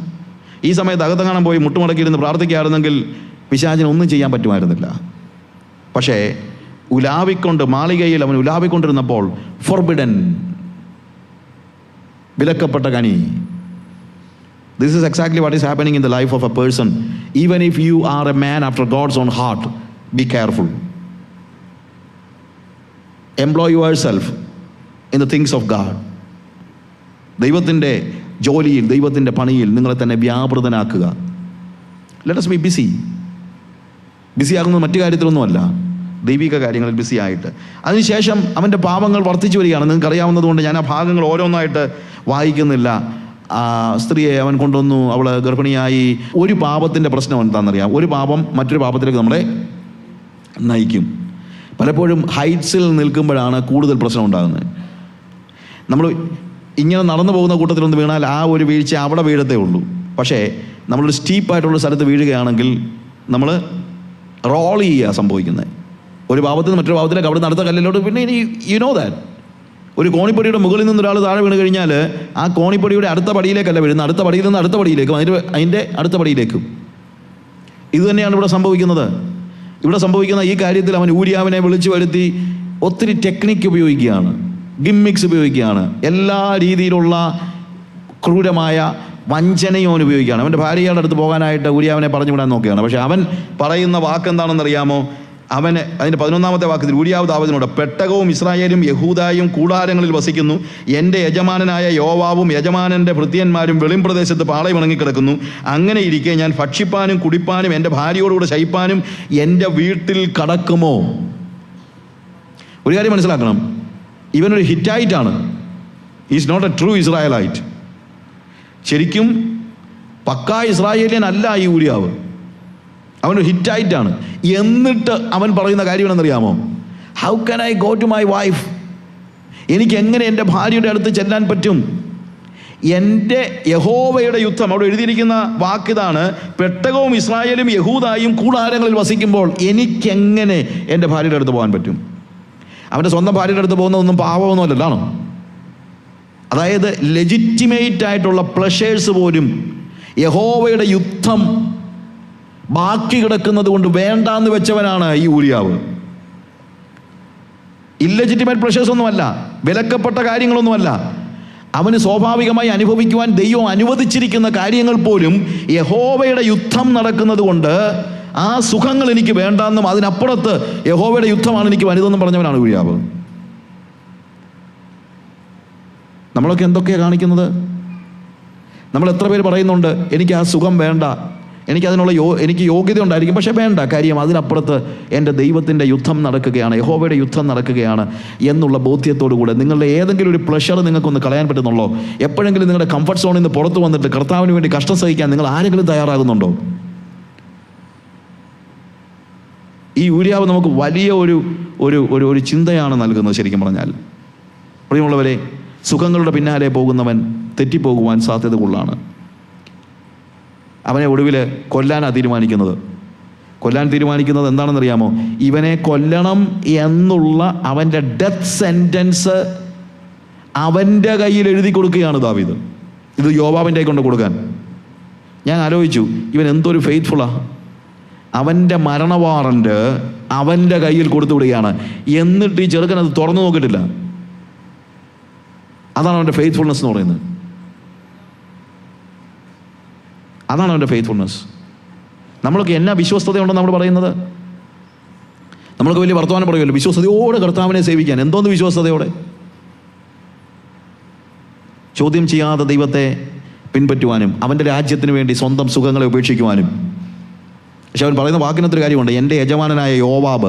ശരിക്കും അങ്ങനെ അല്ലായിരുന്നു പറയേണ്ടത്, എൻ്റെ യജമാനനായ ദാവീദ് എന്നാണ് പറയേണ്ടത്. കാര്യം എൻ്റെ യജമാനനായ ദാവീദ് ഇപ്പോൾ അവിടെ യുദ്ധഫീൽഡിലാണെന്ന് അവന് പറയാൻ പറ്റുന്നില്ലല്ലോ. അവൻ പറയുന്നത് എൻ്റെ യജമാനനായ യോവാബും യഹൂദയും അല്ലേ. എന്തുകൊണ്ട്? നോക്ക്, ഈ ദാവീദിന് നഷ്ടപ്പെട്ട ഒരു വലിയ പദവി. എൻ്റെ യജമാനൻ എന്ന ഇത്രയും ഫെയ്ത്ത്ഫുൾ ആയിട്ടുള്ള ഒരാൾ, എൻ്റെ ലീഡർ ദാവീദാണെന്ന് പറയേണ്ടതായിരുന്നു. പക്ഷേ ഈ വിശ്വസ്തനായ ഈ ഊരിയാബ് ഇപ്പോൾ പറയുന്നത് എൻ്റെ യജമാനൻ ആരാണ്? യോവാബ്. എന്തുകൊണ്ടാണ് ദാവീദിന് ഇതുപോലെ വിശ്വസ്തനായ ഒരു വ്യക്തിയുടെ യജമാനനാണെന്നുള്ള പദവി നഷ്ടപ്പെട്ടതെന്നറിയാമോ? Because he was looking for pleasures of this world. ലോകത്തിൻ്റെ സുഖങ്ങളുടെ പിന്നാലെ ഓടിയതുകൊണ്ടാണ്. നമ്മളൊക്കെ ലോകത്തിൻ്റെ സുഖങ്ങളുടെ പിന്നാലെ ഓടുമ്പോൾ മനസ്സിലാക്കേണ്ടത് നമ്മുടെ ആത്മീക പദവികൾ നഷ്ടപ്പെട്ടുകൊണ്ടിരിക്കുകയാണ്. ആത്മീക പദവി എന്ന് പറഞ്ഞാൽ കസേരയൊന്നുമല്ല. ഇയാളാണ് എൻ്റെ നേതാവ്, ഇയാളെൻ്റെ ലീഡർ എന്ന് പറയുവാൻ അഭിമാനമുള്ള കുറച്ച് പേരെങ്കിലും നമ്മുടെ കൂടെ ഉണ്ടെങ്കിൽ, ഇയാൾ മുഖേനയാണ്, ഇദ്ദേഹം മുഖേനയാണ് ഞാൻ വിശ്വാസത്തിലേക്ക് വന്നത്, ഇദ്ദേഹം പറയുന്നതാണ്, ഇദ്ദേഹം ജീവിക്കുന്നത് പോലെയാണ് ഞാൻ ജീവിക്കുന്നതൊക്കെ പറയാൻ ഒരാളെങ്കിലും നിങ്ങൾക്ക് ഉണ്ടാവണം. നിങ്ങളെ മോഡലാക്കുന്ന കുറച്ച് പേരെങ്കിലും നിങ്ങൾക്ക് ഉണ്ടാകണം. പക്ഷേ ദാവീദ് ദൈവത്തിൻ്റെ ഹൃദയപ്രകാരമുള്ള മനുഷ്യനായിട്ടും ഇപ്പോൾ ഊരിയ പറയാണ്, നിന്നെ എനിക്ക് മോഡലാക്കാൻ പറ്റത്തില്ലെന്ന്. അതിൽ കൂടുതൽ എന്തുവാ നഷ്ടപ്പെടാൻ ലോകത്തിൽ? ഒരാൾ മുഖത്ത് നോക്കിയിട്ട് പറയുകയാണ്, എൻ്റെ യജമാനായ യോവാബ്. ആരോടാ? രാജാവിനോട് പറയാണ്, you are not my leader. അതാ ശരിക്കും പറഞ്ഞാൽ അതിൻ്റെ വ്യംഗ്യമായ അർത്ഥം. ഞാൻ അനുകരിക്കുന്നത് നിന്നെയല്ല, ഞാൻ അനുകരിക്കുന്നത് യഹോവയുടെ യുദ്ധം ചെയ്യുന്ന യോവാബിനെയാണ്. വീണ്ടും നമ്മൾ കാണുമ്പോഴത്തേക്ക് അവൻ കാണിച്ച ഈ വലിയ പാതകം, അതിനുശേഷം ബത്ശേബയെ അവൻ കൂടെ കൊണ്ടുവന്നു. കാര്യം ശരിയാണ്, അവിടെ തെറ്റിപ്പോയവനായ ആ ദാവീദ് തെറ്റിപ്പോയതായ ആ വഴി നമ്മൾ മനസ്സിലായല്ലോ. തെറ്റിപ്പോയ വഴി. ഇതൊക്കെ നമ്മുടെ ജീവിതത്തിൽ എപ്പോഴും സംഭവിക്കാം. എപ്പോഴൊക്കെ നമ്മൾ സുഖങ്ങളുടെ പിന്നാലെ പോകുന്നു, എപ്പോഴൊക്കെ യഹോവയുടെ യുദ്ധത്തേക്കാൾ വലുതായി എൻ്റെ സ്വകാര്യ സുഖങ്ങൾ ഞാൻ മനസ്സിലാക്കുന്നു. പലപ്പോഴും ഇന്നത്തെ ഒരു വലിയ ഒരു ടെൻഡൻസിയാണ്, ബ്രദറെ നമ്മുടെ ശരീരവും നമ്മുടെ മനസ്സും നമ്മൾ ശ്രദ്ധിക്കണ്ടേ, അത് ചെയ്യണം ഇത് ചെയ്യണം, അതുകൊണ്ട് ഞാൻ കർത്താവിന് വേണ്ടി അധ്വാനിക്കുന്നുണ്ട്, അതിൻ്റെ സുഖം എനിക്കും അനുഭവിച്ചല്ലേ പറ്റുള്ളൂ. റെസ്റ്റ് എടുക്കാനൊക്കെ ഒരു നിത്യത മുഴുവൻ നമുക്ക് ബാക്കിയുണ്ടെന്ന് നമ്മൾ ആലോചിക്കണം. യഹോവയുടെ യുദ്ധം ബാക്കി കിടക്കുമ്പോൾ സ്വന്തം സുഖങ്ങളുടെ പിന്നാലെ കംഫർട്ട് സോണിനകത്ത് നിന്നുകൊണ്ട് കൈകൊള്ളാതെ മറ്റുള്ളവരെ കൊണ്ട് പണിയെടുപ്പിക്കുന്ന ഒരു സിസ്റ്റം ഒരു ബിബ്ലിക്കൽ പ്രിൻസിപ്പിൾ അല്ല എന്ന് നിങ്ങൾ ആലോചിക്കണം. Get out of your big palace and all the comfort zone. Come out of it. Enter into the battlefield. Let's fight for the Lord. കർത്താവിന് വേണ്ടി അധ്വാനിക്കുവാൻ, കർത്താവിന് വേണ്ടി നിലകൊള്ളുവാനായിട്ട് നമുക്ക് കഴിയണം. എന്നാൽ ഈ ദാവീദ് തെറ്റിപ്പോയപ്പോഴും കർത്താവ് അവനെ പൂർണ്ണമായും വിട്ടുകളയുകയല്ല, അവനെ മടക്കി വരുത്തുവാനായിട്ട് ദൈവം നാഥാൻ പ്രവാചകനെ അയക്കുന്നതാണ് അടുത്ത അധ്യായത്തിൽ നമ്മൾ കാണുന്നത്. അതിനെക്കുറിച്ച് പെട്ടെന്നൊന്ന് പറഞ്ഞു പോകട്ടെ. യഹോവ നാഥാനെ ദാവീദിൻ്റെ അടുക്കൽ അയച്ചിട്ട് ഒരു സ്റ്റോറിയൊക്കെ പറഞ്ഞ്, ശരിക്കും പറഞ്ഞു കഴിഞ്ഞാൽ ഒരു സ്റ്റോറിയൊക്കെ പറയേണ്ട ഗതികളിലായി. ഇപ്പം എന്നു ചോദിച്ചു കഴിഞ്ഞാൽ നേരിട്ട് ചെന്ന് ആ മനുഷ്യൻ നീ തന്നെ എന്ന് പറഞ്ഞു കഴിഞ്ഞാൽ ചിലപ്പം വെട്ടിക്കൊന്നേക്കും. കാര്യം മനസ്സങ്ങ് മരവിച്ചു പോയി. പാപത്തിൽ പെട്ട് കഴിഞ്ഞാൽ ഉള്ള പ്രശ്നം അതാണ്. ഒരാൾ അവനെ കുറ്റം വിധിക്കുന്നവന് സഹിക്കാൻ പറ്റത്തില്ല. എന്നാൽ ക്രമേണ ഈ കാര്യത്തെ മനസ്സിലാക്കി കഴിഞ്ഞപ്പോൾ ദാവീദിന് കുറ്റബോധം ഉണ്ടായി. ദാവീദിനോട് നാഥാൻ പ്രവാചകൻ പറയുന്നു, നീ ചെയ്തത് മഹാപാതകമാണ് എന്ന് പറയുന്നുണ്ട്.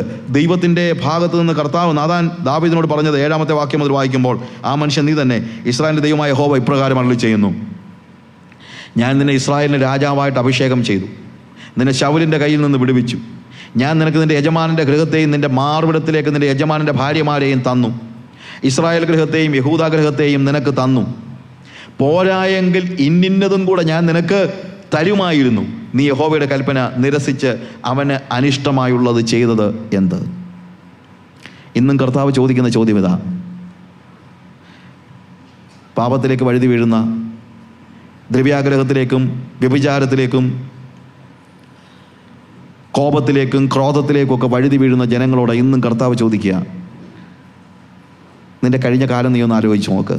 ഞാൻ നിനക്ക് എന്തെല്ലാം തന്നു, ഞാൻ നിന്നെ എത്രയോ കാത്തു, ഞാൻ നിന്നെ എത്രയോ സൂക്ഷിച്ചു, എന്തെല്ലാം കാര്യങ്ങൾ. നമ്മുടെ കഴിഞ്ഞ കാല ജീവിതമൊക്കെ ഒന്ന് ആലോചിച്ച് നോക്കിയാൽ ദൈവം എത്രത്തോളം നമ്മളോട് വിശ്വസ്തരായിരുന്നു. അതിന് നന്ദിയില്ലാതെ എൻ്റെ കർത്താവ് പറയാ, നിനക്കിതൊക്കെ പോരായിരുന്നെങ്കിൽ നിനക്ക് എന്നോട് ചോദിക്കാമായിരുന്നല്ലോ, ഞാൻ നിനക്ക് തരുമായിരുന്നു. ഇത്രയും നിന്നോട് വിശ്വസ്തയോടുകൂടെ നിന്ന എന്നെ അനുസരിക്കുക. അതവിടെ എഴുതിയിരിക്കുന്നതാണ്, നീ യഹോവയുടെ കൽപ്പന നിരസിച്ചതിനാൽ അവൻ അനിഷ്ടമായുള്ളത് ചെയ്തിരിക്കുന്നു. പ്രിയമുള്ളവരെ, ഇന്നും കർത്താവ് നമ്മളോട് പറയുക, നീ നിൻ്റെ കഴിഞ്ഞ കാല ജീവിതം ഒന്ന് ആലോചിച്ച് നോക്കിയേ. നമ്മുടെ ഇന്നത്തെ അവസ്ഥയിലെത്താൻ നമുക്ക് വല്ല യോഗ്യതയുണ്ടായിരുന്നോ? നിങ്ങളുടെ ഭൗതിക കാര്യങ്ങളൊന്നുമല്ല ഞാൻ ആലോചിക്കുന്നത്. ദൈവസന്നിധി നിൽക്കാൻ നമുക്ക് യോഗ്യതയില്ലാതിരുന്ന സാഹചര്യത്തിൽ ഇപ്പോൾ എന്ത് സംഭവിച്ചിരിക്കുന്നു? God has placed us in His presence. And now you have access towards God. God has given all the things that you always needed. നിങ്ങൾക്ക് ആവശ്യമുണ്ടായിരുന്ന ഒക്കെയും എപ്പോഴും ആവശ്യമുണ്ടായിരുന്നത് എല്ലായ്പ്പോഴും കർത്താവ് നൽകി. കർത്താവ് പറയാ, അത് പോരായിരുന്നെങ്കിൽ ഞാൻ ഇന്നതയും കൂടെ തരുമായിരുന്നു. നീ എന്തുകൊണ്ടാണ് ഈ പാപത്തിലേക്ക് വീണു പോയത്? കർത്താവിൻ്റെ ഹൃദയത്തിൻ്റെ വലിയ ഒരു വേദനയാണ്. അവൻ ഉടനെ തന്നെ പറയുന്നു, ഐ ഹാവ് സിൻഡ്. നമ്മൾ 51 സങ്കീർത്തനം വായിക്കുമ്പോൾ അവിടെ ദാവീദിൻ്റെ ദാവീദ് അത് മനസ്സിലാക്കുന്നുണ്ട്. ഇന്ന് രാത്രിയിൽ ഞാൻ പറയുന്നത്, if you are a lost sinner, you have a chance to come back. And if you are a lost believer, if you are a backslidden believer, പിന്മാറിപ്പോയിട്ടുള്ള ഒരു വ്യക്തിയാണെങ്കിൽ, ദൈവ സാന്നിധ്യത്തിൽ നിന്ന് അല്പമെങ്കിലും പിന്മാറിപ്പോയെങ്കിൽ, വ്യഭിചാരം ചെയ്തെന്ന് മാത്രമൊന്നുമല്ല ചോദ്യം, വ്യഭിചാരം ഉൾപ്പെടെയുള്ള എന്ത് പാപങ്ങളിൽ നിങ്ങൾ വീണു പോയെങ്കിൽ, നിങ്ങൾ യഹോവയുടെ യുദ്ധം ചെയ്യാതെ മാറി നിന്നിട്ട് ലോകത്തിൻ്റെ സുഖങ്ങൾക്ക് പിന്നാലെ പോയിട്ടുണ്ടെങ്കിൽ, നിങ്ങളുടെ കംഫർട്ട് സോണിൽ നിലനിൽക്കുന്നെങ്കിൽ, ഇന്നും കർത്താവ് ചോദിക്കുന്ന ചോദ്യം ഇതാണ്, നീ എന്തുകൊണ്ടാണ് ഞാൻ നിന്നെ ആക്കിയ സ്ഥാനത്ത് നിൽക്കാതെ മാറി നിൽക്കുന്നത്? 51 സങ്കീർത്തനം 3 വാക്യത്തിൽ ദാവീദ് പറയുന്നു, എൻ്റെ ലംഘനങ്ങളെ ഞാൻ അറിയുന്നു, എൻ്റെ പാപം എപ്പോഴും എൻ്റെ മുമ്പിൽ ഇരിക്കുന്നു, നിന്നോട് തന്നെ ഞാൻ പാപം ചെയ്തു. അന്തർഭാഗത്തിലെ സത്യമാണ് നിശ്ചയിക്കുന്നത്, ഞാൻ നിർമ്മലമാകേണ്ടത് നീ എന്നെ കഴുകണമേ. താഴോട്ട് വായിക്കുമ്പോൾ, എൻ്റെ പാപങ്ങളെ കാണാതെ നിന്റെ മുഖം മറയ്ക്കണമേ. ദൈവമേ, നിർമ്മലമായൊരു ഹൃദയം എന്നിൽ സൃഷ്ടിച്ച് സ്ഥിരമായൊരു ആത്മാവിനെ എന്നിൽ പുതുക്കണമേ. He was pleading. അതാണ് വാസ്തവത്തിൽ ഇന്നും നമുക്ക് ആവശ്യമായിരിക്കുന്നത്. If you have made a mistake, ഞാൻ പറയട്ടെ, ദൈവം നിങ്ങളെ തള്ളിക്കളയുന്നില്ല. അവൻ തേടി വരുന്നവനായ ദൈവമാണ്. അവൻ പാപികളെ തേടി വരുന്ന ദൈവമാണ്. അവൻ പാപികളെ മാത്രമല്ല, അവൻ പിന്മാറിപ്പോയ ദൈവിക പാതയിൽ നിൽക്കുന്നതിന് പരാജിതരായ വിശ്വാസികളെയും അവൻ തേടി വരുന്നുണ്ട്. നിങ്ങൾ മടങ്ങി വരാൻ തയ്യാറാണെങ്കിൽ തീർച്ചയായും ദൈവം ഇന്ന് രാത്രിയിൽ നിങ്ങൾക്ക് വേണ്ടി നിങ്ങളെ തേടി വരുന്ന ദൈവത്തെ നിങ്ങൾക്ക് മനസ്സിലാക്കാൻ പറ്റും. ആടിനെ തേടിപ്പോയ ഇടയൻ്റെ കഥയാണ് നമ്മൾ ലൂക്കോസിൻ്റെ സുവിശേഷം 5-ാം അധ്യായത്തിൽ കാണുന്നത്. നമ്മൾ കണ്ടല്ലോ, ആലയിൽ ആടിനെയും കൊണ്ട് കാട്ടിൽ നിന്ന് ആലയിലേക്ക് പോയ ഇടയൻ ആലയിൽ ചെന്ന് നോക്കിയപ്പോൾ, 100 ആടുണ്ടായിരുന്ന ഇടയൻ എണ്ണി നോക്കിയപ്പോൾ ഒരാടിനെ കാണുന്നില്ല. ഒരാടിനെ കാണുന്നില്ലെങ്കിൽ സ്വാഭാവികമായി നമ്മളൊക്കെ ആണെങ്കിൽ, ഞാനാണെങ്കിലും 99 ഉണ്ടല്ലോ എന്നായിരിക്കും ആശ്വസിക്കുന്നത്. എന്നാൽ യേശു അങ്ങനെയല്ല. അവൻ ആ 99 ഉണ്ടല്ലോ എന്ന ആശ്വാസമല്ല, ഒന്ന് നഷ്ടപ്പെട്ടല്ലോ എന്ന വേവലാതിയാണ്. അത് അവൻ്റെ ആടാണ്. അവൻ ആ ഒരു ആടിനെ പോലും നഷ്ടപ്പെട്ടുകൂടാ. അത് മത്സരിയായ ആളാണെങ്കിൽ പോലും ഇതാണ് യേശുവിനെ വ്യത്യസ്തനാക്കുന്നത്. മറ്റ് മത നേതാക്കന്മാരിൽ നിന്നും, മറ്റ് മതങ്ങളിൽ നിന്നും, രാഷ്ട്രീയ നേതാക്കന്മാരിലും എല്ലാം യേശുവിനെ വ്യത്യസ്തനാക്കുന്നത് ഇതാണ്. He always looks four one. അവൻ എല്ലായ്പ്പോഴും ഒന്നിനെ തിരയുന്ന ഒരു പ്രസ്ഥാനവും ഞാൻ കണ്ടിട്ടില്ല. എല്ലാവരും മജോറിറ്റിയാണ് തിരയുന്നത്. രാഷ്ട്രീയക്കാരനോ അല്ലെങ്കിൽ മതമോ എന്ത് നോക്കിയാലും എല്ലായ്പ്പോഴും മജോറിറ്റിയാണ് വിഷയം. ഞാൻ കമ്മ്യൂണിസത്തോട് വളരെ ആദരവുള്ള വ്യക്തിയാണ്. പക്ഷേ കമ്മ്യൂണിസത്തിൻ്റെ പ്രായോഗിക തലത്തിലേക്ക് വരുമ്പോൾ കമ്മ്യൂണിസം ഒരിക്കൽ പോലും ഒരാൾക്ക് വേണ്ടി നിലകൊണ്ടിട്ടില്ല. കമ്മ്യൂണിസം എപ്പോഴും നോക്കുന്നത് ഒരു കമ്മ്യൂണിറ്റിക്ക് വേണ്ടിയാണ്. ഒരു കമ്മ്യൂണിറ്റിക്ക് വേണ്ടി എത്ര പേര് നശിച്ചാലും അവർക്ക് വിഷയമല്ല. അത് നമ്മൾ ബോൾഷെവിക്കുകൾ വിപ്ലവത്തിൽ എത്ര പേര് മരിച്ചോ അതിനേക്കാൾ കൂടുതൽ ആളുകളെ സ്റ്റാലിൻ കമ്മ്യൂണിസം പ്യൂരിഫൈ ചെയ്യാൻ വേണ്ടി കൊന്നിട്ടുണ്ട്. എന്തുകൊണ്ടാണ്? അദ്ദേഹം പറഞ്ഞത്, അതിൻ്റെ ഫിലോസഫി ഇതാണ്, കമ്മ്യൂണിസമാണ് വലുത്, അല്ലെങ്കിൽ കമ്മ്യൂണിറ്റിയാണ് വലുത്. അതിനകത്ത് 100 പേരോ 1000 പേരോ ചത്താലൊന്നും വിഷയമൊന്നുമല്ല. അത് ആരുടെയും കുറ്റമല്ല. That is human mind. ഒരു മനുഷ്യൻ്റെ മാനുഷികമായി അതിൽ കൂടുതൽ ആലോചിക്കുക. കാര്യം മനുഷ്യൻ ഒരിക്കലും ഒന്നിനെയല്ല തിരയുന്നത്, 99-നെയാണ് തിരയുന്നത്. 99 ഇട്ടേച്ച ഒന്നിൻ്റെ പിന്നാലെ പോകുന്ന ഒരാളെ ലോകത്തിൽ കാണത്തുള്ളൂ, അത് യേശുവാണ്. വേറെ ആരുമില്ല. രാഷ്ട്രീയത്തിലും അത് തന്നെ. ശരിക്കും പാർലമെൻ്ററി രാഷ്ട്രീയത്തിൽ ഭൂരിപക്ഷം ഉറപ്പിക്കാൻ ഈ രാഷ്ട്രീയക്കാരൻ എന്തും ചെയ്യും, ഭൂരിപക്ഷം ഉറപ്പിക്കാൻ. അത് ഒന്നല്ല, 49% പോലും അവന് വിഷയമല്ല. കാരണം സ്വാർത്ഥതയാണ് ഇതിൻ്റെ എല്ലാം പിന്നിൽ. രാഷ്ട്രീയത്തിൻ്റെയും മതത്തിൻ്റെ കാര്യത്തിൽ ഒരു വ്യത്യാസവുമില്ല. It's a same. ഭൂരിപക്ഷമാണ് മതത്തിൻ്റെയും തുറുപ്പ് ചീട്ട്, അതിന് യാതൊരു സംശയമില്ല. ആൾക്കൂട്ടത്തിന് വേണ്ടി ഒരാൾ മരിച്ചാൽ കുഴപ്പമില്ലെന്ന് കയ്യഫാവ് പറഞ്ഞത് നമ്മുടെ രാഷ്ട്രീയക്കാർ മാത്രമല്ല, നമ്മുടെ മതത്തിൻ്റെ ആൾക്കാർ പറയുന്നത്, if one dies it doesn't matter, we want to see that the community stands. അതാണ് ഹ്യൂമൻ വേയിലുള്ള കാര്യങ്ങൾ. മതങ്ങൾ തമ്മിലുള്ള വഴക്ക് നടക്കുന്നത് പോട്ടെ, മതങ്ങൾക്കകത്തുള്ള വഴക്ക് തന്നെ. ക്രിസ്ത്യാനികളെ കൊന്ന എത്രയോ ചരിത്രം, നാണം കെട്ട ചരിത്രമാണ് വാസ്തവത്തിൽ നമ്മൾ ഹിസ്റ്ററിയിൽ കാണുന്നത്. എന്തിനു വേണ്ടിയാണ്? ഒന്നിൻ്റെ പുറകെ പോയതല്ല, ഒരു കമ്മ്യൂണിറ്റിയുടെ പുറകെ പോയതാണ്. ലോകത്തിലൊരു സംഘടനയും ഒരു സംഘവും ഒരു വ്യക്തിക്ക് അവരാരും പ്രാധാന്യമല്ല, യേശുവിനൊഴികെ. 99 ആടുകൾ. ആ ആടുകളുടെ പ്രത്യേകത, അവ നല്ല ആടുകളും അനുസരണമുള്ള ആടുകളുമാണ്. അതാണ് അതിനകത്ത് ഏറ്റവും വലിയ തമാശ. എന്തുകൊണ്ടാണ് ഈ ആടൊന്നും തെറ്റിപ്പോകാഞ്ഞത്? ഇതൊക്കെ വളരെ അനുസരണമുള്ള ആടുകളാണ്. അനുസരണമുള്ള ഈ 99 ആടുകളെക്കാൾ മത്സരിയായ ഒരു ആടിന് വേണ്ടി അതിനെ ഇട്ടേച്ച് പോയ യേശുവാണ് എൻ്റെ യേശു. അതാണ് യേശുവിൻ്റെ പ്രത്യേകത. നമ്മൾ പറയുമല്ലോ, പുകഞ്ഞ കൊള്ളി പുറത്ത് എന്ന് പറഞ്ഞ യേശു ഒരിക്കലും ആടിനെ തള്ളിക്കളഞ്ഞില്ല.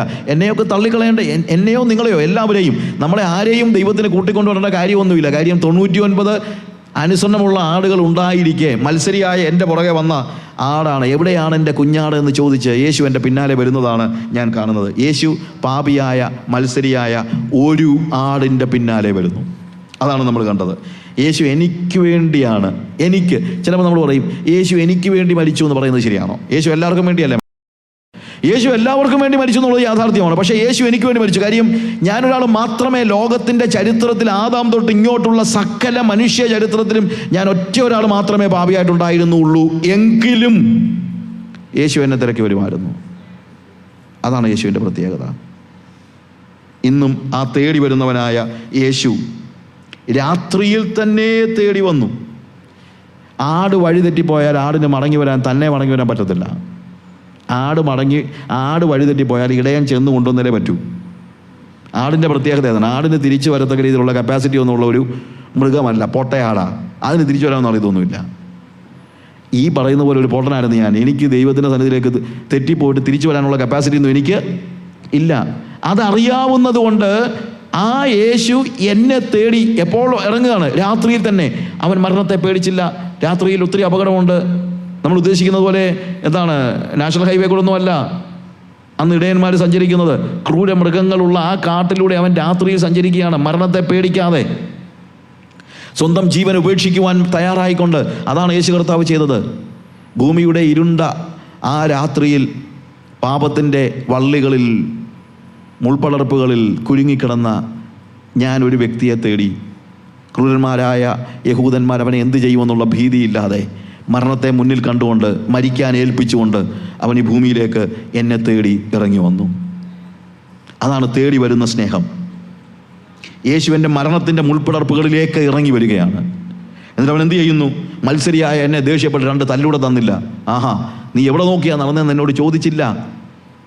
അതാണ് യേശുവിൻ്റെ പ്രത്യേകത. അവൻ എന്നെ തേടി വന്നു എന്ന് തന്നെയല്ല, അവൻ എന്നെ തേടി വന്നത് എന്നെ ശിക്ഷിക്കാനല്ല.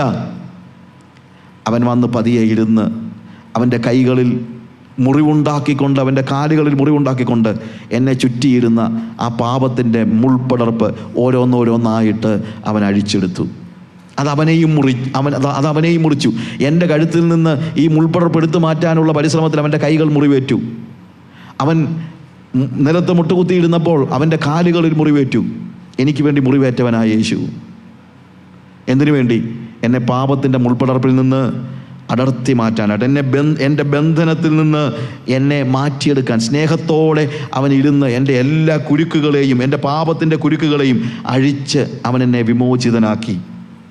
ഞാനിനി പാപത്തിൻ്റെ അടിമയല്ല. കാരണം അവൻ എൻ്റെ പാപത്തിൻ്റെ മുള്ളുകളെ കാൽവറി ക്രൂശിൽ അഴിച്ചു കളഞ്ഞു. ഐ ആം എ ഫ്രീ മാൻ. ഞാനിപ്പോൾ സ്വതന്ത്രനാണ്. അതിനുവേണ്ടി അവൻ അവൻ്റെ സ്വന്തം രക്തം ഒഴിക്കേണ്ടി വന്നു. എന്നിട്ട് അവൻ എന്നെ തിരിച്ച് അവൻ്റെ ആലയിലേക്ക് കൊണ്ടുപോകുന്നത് എങ്ങനെയാണ്? നടക്കാതെ എന്ന് പറഞ്ഞ് 2 അടിയൂടെ തന്നുകൊണ്ടല്ല. നേരത്തെ അവൻ മുന്നിൽ നടക്കുകയും ഞാൻ അവൻ്റെ പുറകെ നടക്കുകയുമായിരുന്നു. എന്നാൽ ഇപ്പോൾ അവൻ്റെ പുറകെ നടക്കുകയല്ല ഞാൻ, അവൻ എന്നെ അവൻ്റെ മാറോട് ചേർത്തണയ്ക്കുകയാണ്. രാത്രി നടന്നിട്ട് വഴി തെറ്റിയതാ ഞാൻ. പകല് നടന്നിട്ട് വഴി തെറ്റിയതാണ് ഞാൻ. അതുകൊണ്ട് അവനറിയാം എനിക്ക് രാത്രി നടക്കാൻ അറിയത്തില്ല, എൻ്റെ കാലിടറിപ്പോകുമെന്നുള്ളത് അവനറിയാം. പ്രിയമുള്ളവരെ, നമ്മൾ വഴി തെറ്റിപ്പോയപ്പോൾ, കർത്താവിൻ്റെ വഴി വിട്ടുപോയപ്പോൾ അവൻ ഇറങ്ങി വന്ന്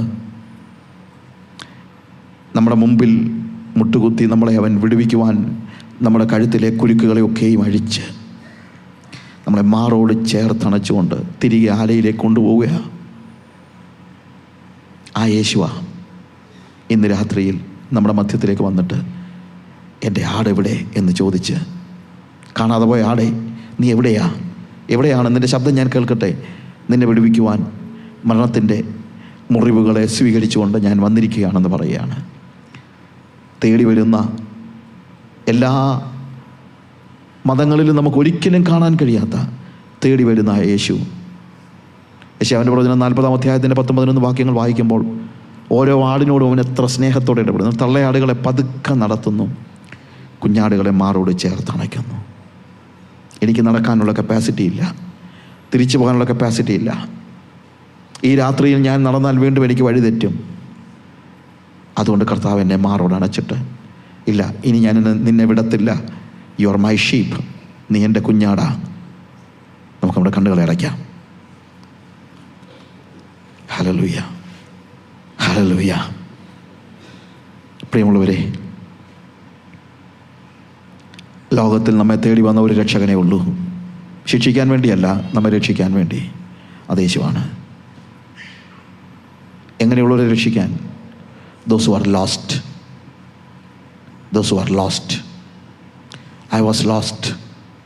ഞാൻ നഷ്ടപ്പെട്ട മനുഷ്യനായിരുന്നു, നഷ്ടപ്പെട്ട ആളായിരുന്നു,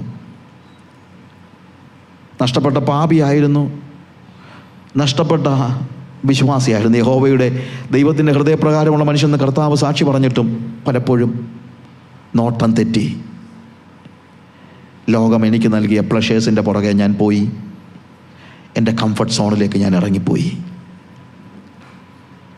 എൻ്റെ ലെജിറ്റിമേറ്റ് പ്ലഷേഴ്സ് എന്ന് ഞാൻ വിളിച്ച കാര്യങ്ങളുടെ പുറകിലെ ഞാൻ പോയി. പക്ഷെ പലപ്പോഴും പിശാച് എനിക്ക് കാണിച്ചു തന്നത് ഇല്ലെജിറ്റിമേറ്റ് ആയിട്ടുള്ള വിലക്കപ്പെട്ട കനിയായിരുന്നു. ഞാൻ അവനോടുള്ള ചേർന്ന് നടക്കുന്നതിന് പകരം അവനിൽ നിന്ന് അകന്നകന്ന് നടന്നു. ഏറ്റവും ഒടുവിൽ ഞാൻ കൂട്ടം തെറ്റി, നോട്ടം തെറ്റി, കൂട്ടം തെറ്റി കാട്ടിലലഞ്ഞു പോയി. എന്നാൽ എൻ്റെ യേശു എന്നെ വിട്ട് കളഞ്ഞില്ല. അവൻ ഇറങ്ങി വന്നു. രാത്രിയിൽ തന്നെ അവൻ ഇറങ്ങി വന്നു. 99 ആടുകളെക്കാൾ അവൻ എന്നെ സ്നേഹിച്ചു. ആ ആടുകൾ അനുസരണമുള്ള ആടുകളായിരുന്നു. അതിനെയൊക്കെ കർത്താവ് സ്നേഹിച്ചില്ലെന്ന് ഞാൻ പറയുന്നില്ല. പക്ഷേ ആ 99 ആടുകളിൽ ഒന്നിനെ പോലെ തെറ്റിപ്പോയ എന്നെയും അവൻ സ്നേഹിച്ചു. അവൻ എന്നെ തേടി വന്നു. അതാണ് തേടി വരുന്ന കർത്താവിൻ്റെ സ്നേഹം. ഇന്ന് രാത്രിയിൽ ആ ഇടയൻ്റെ ശബ്ദം നിങ്ങൾ കേൾക്കുന്നുണ്ടോ? കുഞ്ഞാടെ, നീ എവിടെയാണ്? ഞാൻ നിന്നെ തേടി വന്നിരിക്കുകയാണ്. നിങ്ങൾക്ക് പറയാൻ കഴിയുമോ? ഇടയാ, ഇതാ നിൻ്റെ സാന്ത്വന സ്പർശനത്തിനായി ഞാൻ കാത്തിരിക്കുകയാണ്. എനിക്ക് മുന്നോട്ട് വരണമെന്നുണ്ട്, പക്ഷേ പലപ്പോഴും പാപത്തിൻ്റെ മുൾപ്പടർപ്പുകൾ എന്നെ ചുറ്റിയിരിക്കുകയാണ്. നീ വന്നെന്നെ പാപത്തിൻ്റെ ഈ മുൾപ്പടർപ്പിൽ നിന്ന് വിടുവിക്കണം. എനിക്ക് മോചനം ആവശ്യമുണ്ട്.